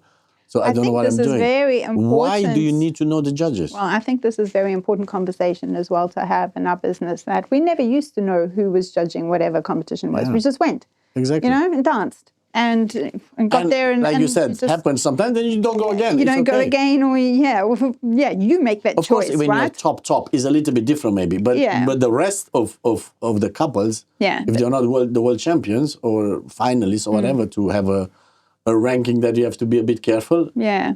Just go for it. And, just go for it. So I also don't think that adjudicators should be announced. I really actually don't think adjudicators should be announced before any of the major competitions, and before any competition really. If you want to dance, just go. Go and dance. I agree. And just trust the organizer, because he puts the money in. He's doing so much for that competition. Obviously, you have sometimes couples from your studio, couples you're coaching, and then of course you try to let's say make a positive image, or when they put a picture of the couple on the marketing of it's sometimes not the best idea, I think, because you have to be careful how it's seen, what influence it might have, and that kind of stuff. Exactly. But actually, I think it might put more responsibility back on the organizers to choose panels that are when people come to the event, they go, wow, that's a really good, that's a good panel. I think couples these days like to blame the adjudicators a lot for some results, good or bad or whatever. But wow, the adjudicator's not doing this. We have a tough job, but I actually think if the competition is a successful competition, it's the organizer's responsibility for that competition to be successful by the correct adjudicators or good panel of adjudicators that they choose. So it is always one step above. Who's above the adjudicators? The organizer. Who's responsible for the success of that competition? Not the adjudicators, the organizer. Correct. So I do think if you're not advertising your adjudicators, the organizer will have more responsibility on them to produce a good panel of adjudicators. Yeah, so I think, anyway, there are so many things happening. I saw now Peter Stoeckl was commenting about a couple in WSF who was third in Blackpool, and they should be, in his opinion, first. I just commented on that, actually. Yeah. And there's stuff that is okay. I love the conversation, but that's not necessary because he is the world champion. No. He's right. We don't have to stick with that, because if you can do cucaracha, doesn't mean that you're the way of doing something, of looking at something is the best way to look at that, because the world is so complex. It's very much. It's so complex. Everyone has an opinion now as well. Because I was judging European before, and I think I judged them before behind a couple who was 6, I think, in Blackpool, and I would have changed in my mind because I don't think is. It's not simple, is it? It's not simple. No, and if you're the coach, anyway, your opinion is not the one. A little bit biased. Just hold it back. Yeah. But actually, I think judges, we have a criteria that we need to stick to. If it was just going to be on if it was only going to be on how someone makes us feel, there's a lot of world champions that wouldn't be world champions. 100%. But we have to have a criteria. Especially for WDSF, isn't there? It's a very different judging system anyway. For criteria that we use, Yeah. And it's that, like, I think the comment, it made me feel a little bit bad for the couple that did win, the comment that he was put, because I was like, it's not their fault. Exactly. They just go there and dance. Exactly. So, difficult. It's difficult. But also, I just think it's important to have the conversation. And I love the video as well. I love like he posted and he said how he thinks. But it's a tough one. It's a tough one. Anyway, because I was commenting on Olympic Channel a lot about the last 3 years. About all the Grand Slams, World Championships and all of that. And I was keeping as neutral as possible. When I'm judging, obviously, you have to give an opinion. But also, I was mixing them because they are different couples are good in different dances. Yeah. Which it should be. Yeah. And I was now this weekend at the Siroc event, actually. Oh, interesting. I'm trying to help them to bring them towards us in Hammersby. And they were judging, they were using skating system. And I was like 1, 6, 5, 3 in the same couple. I was like, okay, there you go. Yeah, but it's like that. That's why we have so many judges, right? Yeah. To get a consensus in the end, thankfully. Yeah. So that's why I think you should really just calm first and then talk after and just get Sometimes, yeah. get your points out, which are valid, all, I'm sure. But anyway, so that was a big gap. For 1 minute, that was half an hour gap. Yeah, Anyway, you can use where a are we? conversation somewhere or not. So 12, where we're up to 12, is there a comment? So the comment of the coach was to keep sometimes your opinions for yourself as a dancer. Yeah, But I don't know if I can say that. I don't agree with that 100%. But anyway, it is what it is. Maybe I can think of another one. Yeah. No, but no, that was a very good one. I love that one. No. 14. The quality modern Latin is losing fastest. Musicality. Musicality. Yeah, understand. Well, there's not musicality because there's a difference being musical or understanding music, actually. So Using musical the music. knowledge. Yeah. Yeah. Cool, I love that. 15. One thing judges should reward more. Individuality. I love that. Nice. 16. What's your biggest fear? Jumping out of a plane. Skydiving. Skydiving. My biggest fear. In dance or just in life? Generally. Well, I want to be old enough to see my daughter happy and married. And Oh, beautiful. yeah, That's what a I want. beautiful one. Yeah, my greatest fear is I will die too young. Well, that's we all have, but hopefully the Hopefully it won't happen. NHS is developing fast Yes, enough to hurry help up. us. Hurry up. 17. What has the dance industry become less patient with? Opinions. No, don't. They want. Cat, Alex. Yeah, they want, but they don't want to hear. It's only one opinion. Yes. I was at a meeting of one of the bosses of one of the big teams. I'm not going to say the names. No. Because there are 4 or 5 big teams. Anyway. Yeah. And I was like, and how is the judge going to go? I'm going to be behind the judges to see they do no politics. I was like, let me clap for this. Hey, God, how are you? Yeah, that's it. I think. Nice to meet you, God. Yeah. Anyway. So what was the question again? What did you ask me? I think less patience with opinions. opinions, yes. You're not allowed to have one anymore, even though everyone does. But they don't want to listen. What must DanceSport not lose? I think it's cohesiveness. It has lost it a bit, so it would be nice to get it back cohesive. Like everyone used to feel much more cared for everyone, and now it's so the bigger fragmented. Picture. The bigger picture, yeah. Is the one. Yeah. The history almost as well, yeah? Yeah. Yeah, it's like the world is very individual. The whole world, we all go, we want to be... We want individuality, and we want to appreciate that. Yeah, but let's just be a bit more... It's still fun to dance together. So I'm telling my students, guys, go to the other competitors and say, thank you that you're here. Think about if you're not there, there's no competition. Yeah. You dance alone. Enjoy that one. Yeah. Come dance in the studio alone for a few years. Look how nice it's going to be. I'm like, guys, come on. Yeah. Just thank each other that you're there and party with each other and have fun and just respect each other. All right. What quality makes a dance partnership truly work? Respect. I love that. The question every judge should answer honestly. That's the last question. We're going to be here for 5 hours. Let's go, Nicole. Every judge should answer honestly to themselves. I don't know. You Can I sleep with this at night? The question. Can I sleep with this at night? See you in 2 weeks. No, I don't mean like that. Hold on. Can I? Yeah. Will I be happy? No. With the thought. With that thought. With that. Yeah. Is this honestly what I believe? Yes. Is this honestly what I believe? I think if they can answer that when they're judging, is this honestly what I believe? For no the best influence. of my capabilities. Yeah. No influence. Just what I believe and trust. Yeah, in myself.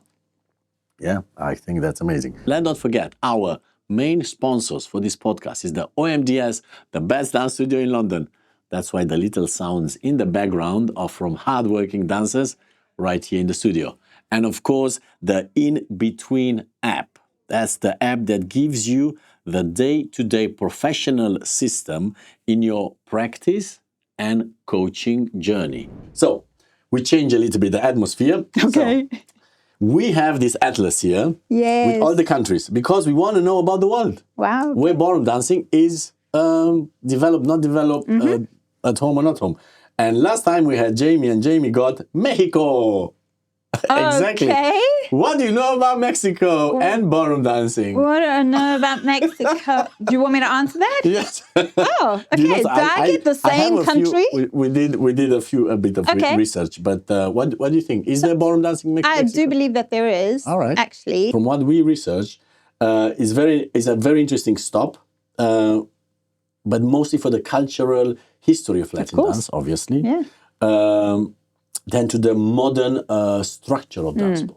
Well, yeah. It is a country with deep roots in partner dance culture. Obviously, we see that especially through danzón, mambo, which are our ancestors, and there were a wider Afro-Cuban influence. 100%. But that cultural richness had not transitioned nearly into a strong, stable position to the top international ballroom system. Yeah. So they don't have that. So that would be an interesting country. If somebody wants to move to Mexico and does ballroom dancing, there is a lot of potential there, guys. Do you think they would want to do it, though? I don't know. So Mexico reminds us of something important. Being central of the soul of Latin dance is not the same as being central to its bureaucracy. And this was a text from Alexandra. Just saying bureaucracy. Yeah. Yes. Yeah. So That's very interesting. It's not a lot, but I was last year in Uganda and in Liberia we were teaching, because I tell Oti, and I took Oti to Liberia as well. I was like, you have to come with me, it's Africa, guys, you have to help the continent, give back, because if we look into what the continent gave to our ballroom industry, I mean, all those Latin dances are coming from Congo. They are. No, from Angola. Yes, Angola, and actually not many people realize that either. Exactly. When you tell them, when I have spoken about the history, you know, where the culture, where the music, where the very basic movements come from, I always say that it's Africa. They look at me like I'm crazy. They think I'm lying because they go, well, no, it's from Cuba. I'm like, well, where did it come from before Cuba? And then we speak about slavery and da-da-da-da. Exactly. And they're just like, wow, we didn't know that. Non-verbal communication through dance was so important. Yes. Anyway, it's nice to help a little bit in education. Yeah, it's All right, true. now you have to pick a country. I have to pick a country. And now is this for the next, for me, or for the next one? Out. No, you have to try to figure out. We're going to research, and then we're going to present it to the next guest. Ah, interesting. Just anywhere. So just open the page. And let's see if we know anything about it. Gosh, I hope it's somewhere like South Africa. Oh, yeah. That'll be too easy. England. That'll be interesting. Oh, where have we got? Oh, Namibia. Namibia, not too far. No, Namibia. We said it's Namibia, Central. East. No, West Coast. West Coast. Yeah, Southwest Coast. So it used to be called Southwest Africa. Ah. Angola, just underneath Angola. There you go. If my geography is good, just underneath. So it should be, but it's quite What do you think? Namibia. Yeah, it's a bordering, immediately bordering country to the west of South Africa. Oh, so that's why you're almost home. Do you know? Yeah, it drew me here. It should. Well, I don't know. So what do I think? What do you think? How is? I think that it is quite a traditional, like German Portuguese country, actually, traditionally. And I think they probably still have quite... I mean, they're colonized by Germans and Portuguese. So they have that influence, definitely. So do you think they brought ballroom dancing into the country? I don't think they're a federation. So WSF has 100 countries now as member bodies. Maybe, yeah. I think they would have, maybe they would, I know that it used to be quite Afrikaans as well. Okay. So maybe they're more with like the so it was Dutch influence as well. Influence. All right. So I would say Possibly. Possibly. All right. Like, No, I have no idea. I'll be on the fence no with idea. that one, but good luck with that. Let me know. I'd be very interested to see. It's good to know. Yeah, it's good to know. You have to watch in the next episode. Yeah. All right, we have 6 more questions, and then because we cannot stop talking here. Oh, I know. Now, because we go to your blog, Yes. you write about children being pushed towards adult aesthetics too early, and I love that article. Yes. At what point does striving for excellence stop developing a dancer and start distorting them? Mm-hmm. Tell me, at what point is that too much? So I think it's looking for in terms of technique or how the dancer moves. When you, it's almost like the mimicry or the copying of an adult movement when they were children or when they were really young, to make them move in a way that an adult has trained a long time to work out in their own body, but you're asking for it when they're 10 or 11 or 12, and you tell them to just copy you, then you're not helping the dancer. Then you're not helping them find their own or understand their own body or their own way of movement. It's just mimicry. They're just copying something. Yeah. They don't understand it. And kids copy. They're really good at copying, like the best copiers in the world, I agree, right? Yeah. So you're not teaching them. Actually, in Romanian, the word for kids is copy. Oh, well, there you go. Yes. Yeah, a copy of you. Yeah, exactly. But they can be a copy of, whatever they put in front of them. They're like a sponge. They can absorb everything. But we're also not taking into consideration, I don't think, when we're teaching them to dance in this way without giving them the right tools, we are not taking into consideration like their bone structure, their ligaments, their muscle structure, what they actually physically is safe for them to do at that age. And that's why you need a teaching system. What in Germany we learned about how girls are developing different years 100%. than the boys, and what stages are good for this type of learning, when they have to we have to be careful because of the, let's say, bone structure development, for muscle structure development. So we did a lot of that in Germany. And here in the UK, I unfortunately didn't see this. Maybe I hope there is there, but I didn't see. But I think it's a little bit less sport-minded here. Yeah. But just because body-minded, if you don't put the word sport there, is the word body. It is we should understand. Physiology. Yeah. And I think every person who teaches whatever sport or dance to children, even if you're teaching the piano, you're not going to ask a child to stretch their fingers out when they're actually, their ligaments and their bones the space obviously is not able to yet. Correct. You can give them exercises, but don't just say, well, just push, Just do like me. Just do like me. And this is, I think we see a lot of this as mimicry. And for me, I can see it. When I'm judging a competition and someone in front of me is dancing this way, I can see it's just mimicked.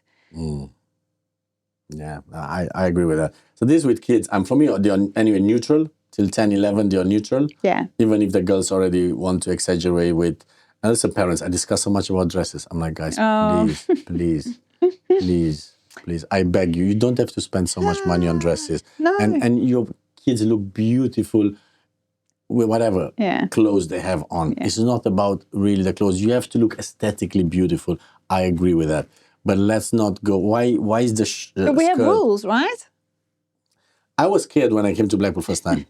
When I saw the little girls having skin color underwear, I was like, guys, this is a little bit too much. Like, I don't know what's going on here. This is in the junior section, isn't it? So it's over 12 or under 12? So. No, guys, we still have rules in some sections, but not in solos. Yeah, and then keeping over the knees the dresses and that no they're makeup. Closed and no makeup and no shiny stuff. And because I struggle a lot, I have WSF rules for dresses and here. And here they allow so much. And the Cuban heel for girls is still, they have to have Cuban heel until 12, 13. Yeah.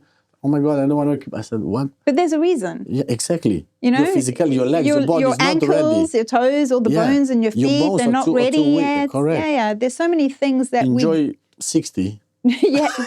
Well, this is actually. Enjoy where you need a little device to help you walk. Yeah, I actually do worry about this sort of generation from maybe about 10 years ago, what they are going to be like very soon as young adults, knees, hips, back. Yeah.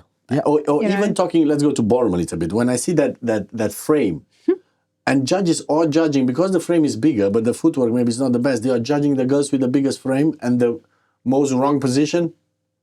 I'm like, guys, you don't have to support that. So it does come back. You don't have to support it. That. Just because support it's the nice fashion. center, a lower back that is almost straight, if possible, to have a strong core. And from there, you can develop everything. But if you just jump in that position and you struggle through the competition, and then you have to go to an orthoped after that because you're not going to be dancing for very long, are you? How can you put that in perspective? How can you put also from the parents' side that because I think there is some sort of significance, importance now to be the best you can as early as you can.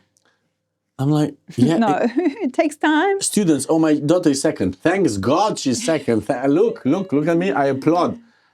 She was third. Oh my God, this is so good. She won only one competition. That's great. Yeah. Put yourself in her shoes and try to understand she can thrive for something. Yes. She can be better next time. Yeah. Oh, I'm the best today, tomorrow. 1 year, I'm the best. Second year, I'm the best. Okay. They'll stop. There's no longevity. Enjoy doing something else because this is boring already. Yeah. And all the kids that are already doing very adult-like moves, already dressing like, adults, and we know what sections, these are where they... Yeah. I feel like they'll get to 15, 16, and they'll just be like, no, I'm done. I've had enough. And I have someone that I want to interview, and one of the big teachers, and that's going to be a big problem, probably. Be an interesting conversation. It's going to be a very interesting conversation. They said, if you don't wear makeup like this, you're not going to be judged. And she was not judged, and she stopped. It was a little girl. And I know who she is, and I'm going to talk with the mom as well. And let's see how that goes. But it is up to us as adjudicators, though, to think of preserving the longevity of these dances and to recognize that, we can change. We can change it if we just don't mark it. 100%. No. It's just, You've also talked about dancers under elite pressure without elite support. Yes. Yeah. What is today's system asking of people that is still isn't properly protecting them? So I liken this very much to the sports world. Yeah. Yeah. And I think in the sports world, if you're a recognized sport, you can get a lot of funding. Yeah. And not only for your events, but also for your clubs, for your dancers, for people within the system, you can get a lot of support. Also in regulation. Yeah. So things can be regulated. It goes all the way down from the top, from an organizer will be regulated, all the way down to, your teachers and your dance schools and children. So it's the whole thing. Mm-hmm. Regulation, for me, is not necessarily a bad thing. A lot of people think, regulation, we can't do this, that, whatever. I don't think everyone's doing whatever they want now anyway, and it's not helping. So a little bit of regulation actually will assist us. Financially, I think dancers are under a lot of pressure. In countries that don't have funding from, like in China, it's state-sponsored, right? I mean, for me to that thing, that's why when I represented Germany, it was amazing funding.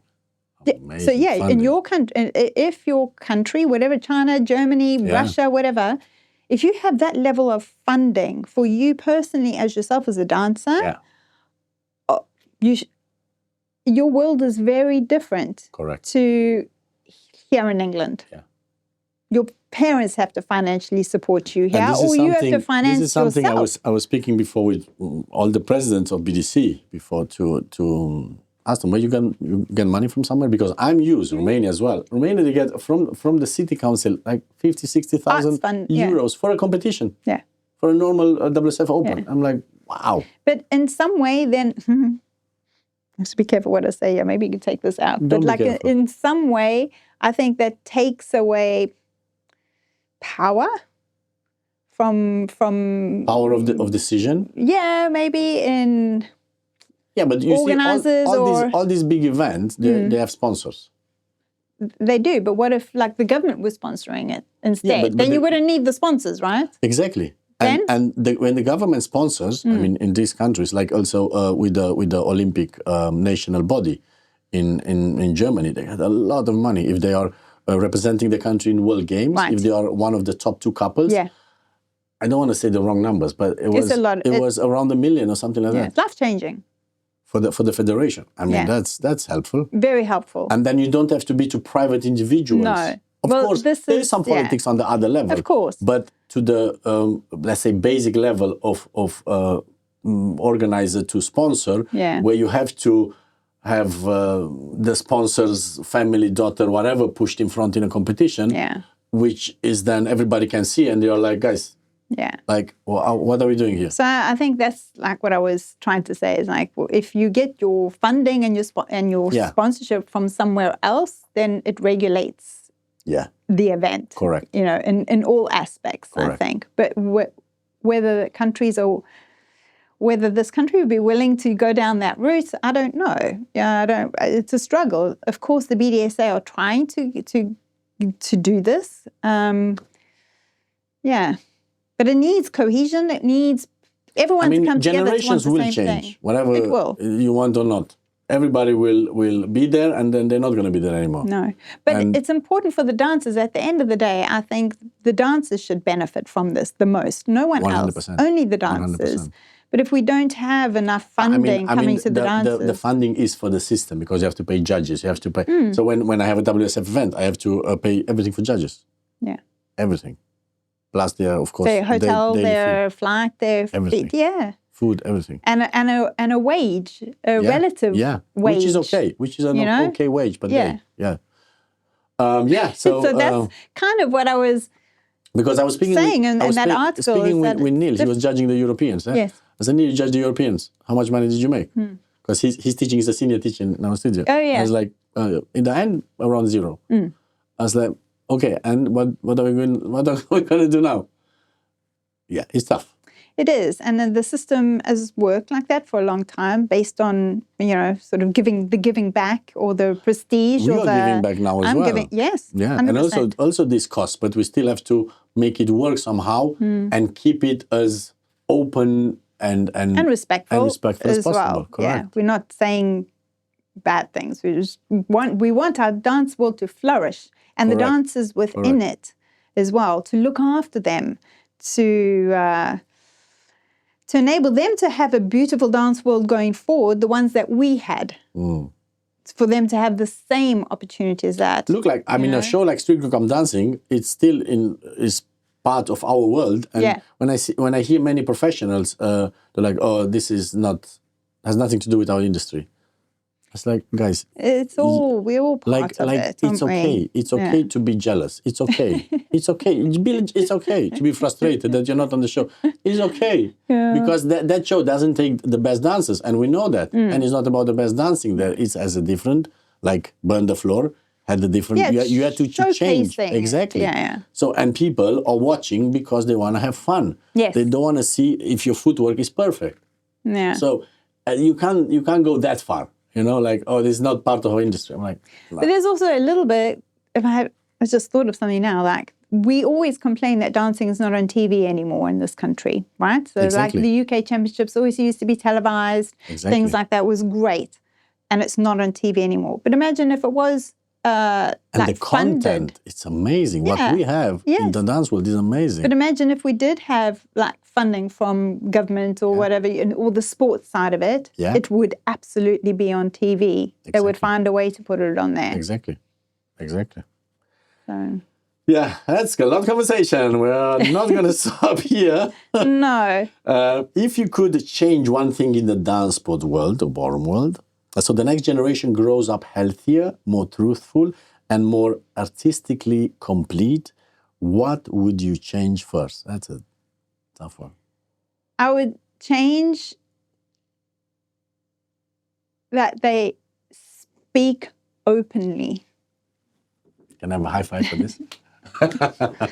Yeah. I love that. And not be afraid of anyone, any judge, any organizer, any... It's so ridiculous. Yeah, speak openly, have the conversation. There are so many people that are doing this individually at the moment anyway. Yeah, Like exactly, behind closed doors. Well, all the time. There's a little... In America, there's 2 girls that do it. It's a girl called Sarah Nolan. And I know her... and she does it with another girl. Oh, God, Hershey Kissies. I can't remember what her name is. It's just gone off the top of my head. They've got a podcast, though, going. I have to watch that. I didn't watch that. Oh, but I think they have some very I love her. good, interesting conversations. Like ones that you go, ooh. So there are people, there are pockets. There might be me writing a blog. There's you doing this. There's her doing that. There are pockets. But actually what we're not doing is this. So we're still, there's you, there's me. Yes, okay, the more we have, the more dots will be joined up together and the more people will... The spreading of the information. Chickenpox. It's a chickenpox party. I love that. Just get one spot, it spreads. Wait, so your daughter gets chickenpox. It's like, oh my God. I hope not too early, but she must go through it. Anyway, have you ever had a moment as a coach or judge where you thought, this is exactly what I'm worried the culture is teaching? So when they spoke and then you were like, oh, exactly this I'm talking about. That's the wrong thing about the culture. Yes, I have this thought quite frequently, actually, when I see, quite frequently when I see, and it's not about the camps, it's about the mixed age groups in camps. Oh, right. Where so it could be, you could have very little ones under the age of 12, all the way through to top professionals in one camp space. And the person who is teaching or giving the lecture at the top is not careful about what they say and who they are actually teaching in that room. I understand. For me, it's like, if you are aware that there are very young ones who maybe are not able to do what you're saying, this is a problem. Yeah, I agree with that. I don't, in my own dance history, I know that there was always like a cutoff point. Like you couldn't go to a lecture until you were like 15, 16 years old, because you maybe, not that you didn't understand it, but that teacher, that lecturer would then have to adjust very much for who was in that room. And I think this, for me, not enough thought goes into that.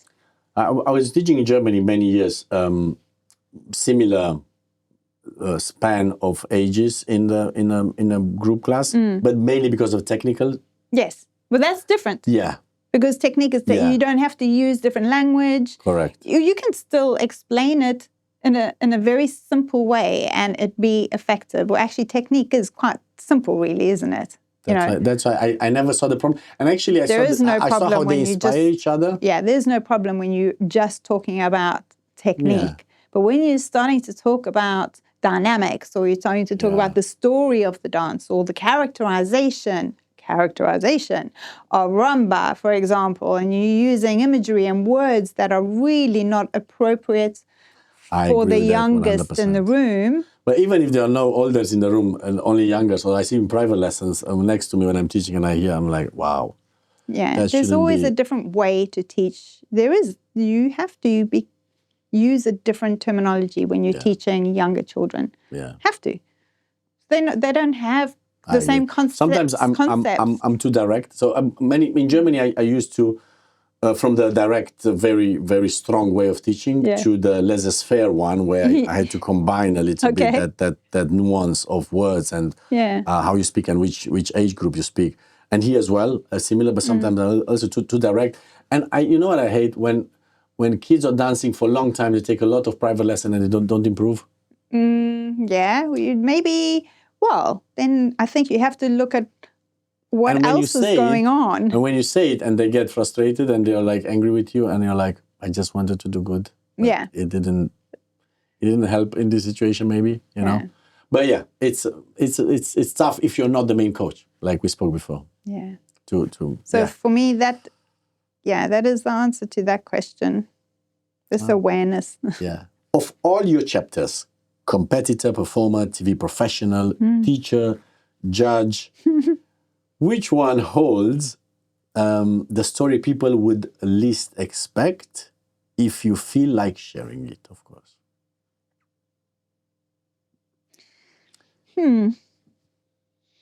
I think the competitor side, for me, I'm lucky. I have very good memories of that. Some good and some bad. Of course, there were some personal moments that were not great during that time, but that was nothing to do with the dancing, really. Adjudicating, I find adjudicating very, very, very difficult. So I'm always happy to be asked to adjudicate.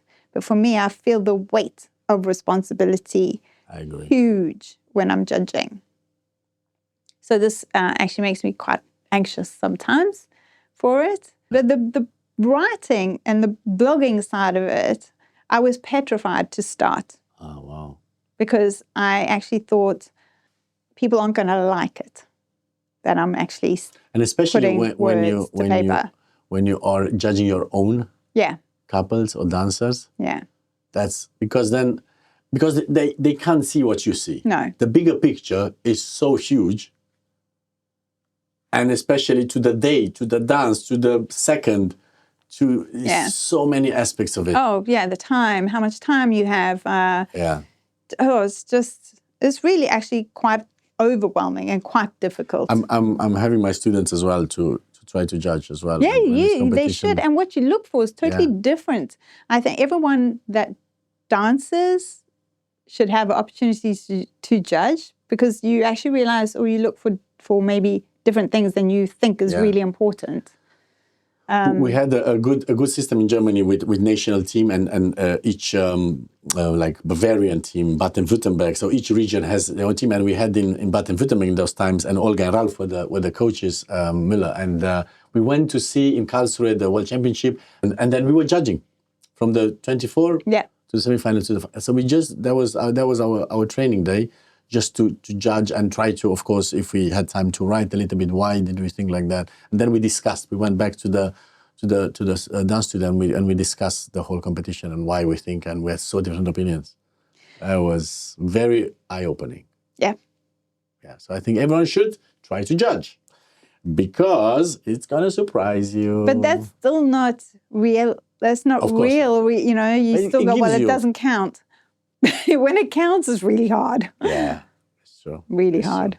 I don't struggle judging, because I'm trying to pull myself out. You have to. So I really don't want to, especially when I judge big events, and then people are writing me, we were good friends. I was like, please stop. This is the worst moment we can be friends right now. Please, please stop. We're never going to be friends again if you continue this conversation. And you're like, oh, why? And I said, no, it's not okay. Or couples, could you please look? I said, no, please stop it. Yeah.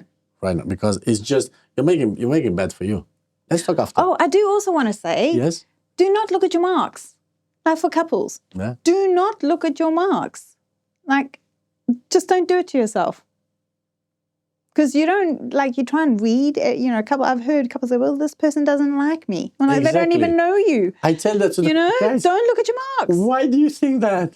Yeah. Somebody doesn't like me. Why do you think that? And it's a terrible thing to get into your head. It can be really detrimental. Do you think you have time in the 5 seconds not to like someone or to like someone? It's got nothing to do with that. How crazy is that? I'm like, wow, don't look at the marks. They can't actually, they don't give you I give the advice, look at 10 competitions, and then maybe let's have an idea which direction we should continue. Yeah.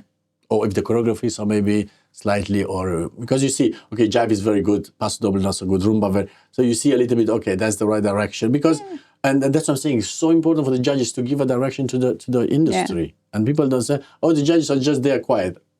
Those marks are very loud. Yeah, they're very loud. Yeah. Sometimes jumping off the page, shouting loud. Yes. And everybody's shouting around them. What did you guys do? All right, I have one more question, and then we go to the conclusion. We're almost done. It's a 3-hour podcast. I think you have to come back. I think you have to come back. It's 2 hours, definitely. Wow. For ambitious dancers and competitive parents listening, what's the healthiest way to chase excellence without letting it taken over the person underneath? I think for me, the word is like chase excellence is maybe not ever helpful to parents. It's like if your child is enjoying what they're doing, is happy, can't wait for the next lesson, can't wait for the next competition, can't wait for the next practice, is learning and growing, then you are chasing the excellence. It's not about chasing the win, or being the best, I think. And stay within your, I really have to say this, but stay within your financial boundaries. You know, there is no point as a family getting into financial, or as a dancer, even as an adult, getting into financial difficulties because of dance. Because this is another added pressure that you are going to feel in your dancing. I agree. So choose. Yeah. You know, do I have to go to this competition? Don't feel bad by saying, no, I can't afford it, or it doesn't fit in within our budget. Just because everyone else is doing it, you don't have to do it. Do I have to buy this new dress? Do I have to have a new dress every competition? No, you absolutely do not need a new dress every competition. 3 dresses a year I had. That was it. As a professional? Pretty much. Yeah, one for every kind of major in this country, and then you would use them for the Worlds and Europeans. That was amazing already, huh? Yeah, I couldn't afford it, so I just didn't. I think it's financially very expensive these days anyway. Competition entries, tickets, all of these Life things. In general. Life in general. Don't add to that. And your child will feel the guilt, or feel, I think, if you're finding it difficult as a parent to financially provide in that way for your child is going to feel guilty. I think if from the parent's perspective, because now I'm learning this new skill to be a parent, values and let's say values what the kids have, the students have. Of course, that comes from the teacher as well. Yeah. Because many times I had students, they listen more to me than to their own parents. Of course. And priorities. What's the priority? What's the value in this? What's you want to feel good when you dance, when you listen to the music, when you express yourself. That's the real value. Yes. What you gain from it. Yes. And the priority should be the feeling and the experience. Anyway, we go more and more to that. People want more experiences. They don't want things. Yes, they do. Yeah. We don't want things anymore. No. So I think that's a very good direction, that we want to feel more and not to have more. Yeah. So I think that's something that parents should maybe do. All right. So, is it something else you want to? Oh my gosh! I think I'm absolutely done with the questions. Crossed everything off the list. You know, maybe even more. I don't know, but I just want to say thank you very much for having me. I still have two, 3 things. Okay. So we have a BTR playlist, and we want to know what's your favorite music to dance right now, and we'll add it to the playlist. Oh, there's a song that you are grooving now in the studio. No, I'm really old-fashioned girl. Right? No. I love. I just love proper, authentic Latin music. I love my old cha-chas. So and my we've just come from the sambas. Blackpool, so I've had enough of the Empress Orchestra, and that is with the greatest respect I say that. But you hear it every day for weeks and weeks, and you're a bit like, I'm done. But any of the very old, Ross. Like Tito Puente. Tito Puente. Oh my God, that Miami. Just that cha-cha is unbelievable. Yeah, just a really old. Yeah, we had Ross Mitchell here with the band. Must have sounded amazing. One of the last show, and it was just like that. September. I love Ross. You know, a little bit of Ross is good. Good memories to it as well. And he was here. We were having fun here with all the band, and they're so nice people. So I really there is a song actually I really love. It's like it's not a stupid song. It's a really old cha-cha-cha, And I think Ross played it. We used to have it on one of his albums. But it reminds me of practicing in South Africa when I was about 16, 17 years old. And it's called Lolita. Lolita. Of all things. I think I know it. You know, it goes, here comes Lolita. Cha-cha. Yeah. But it reminds me of watching all the UK championship tapes. Oh, wow. And me practicing to that song. And it's beautiful. just I know the song. cool song. Yeah.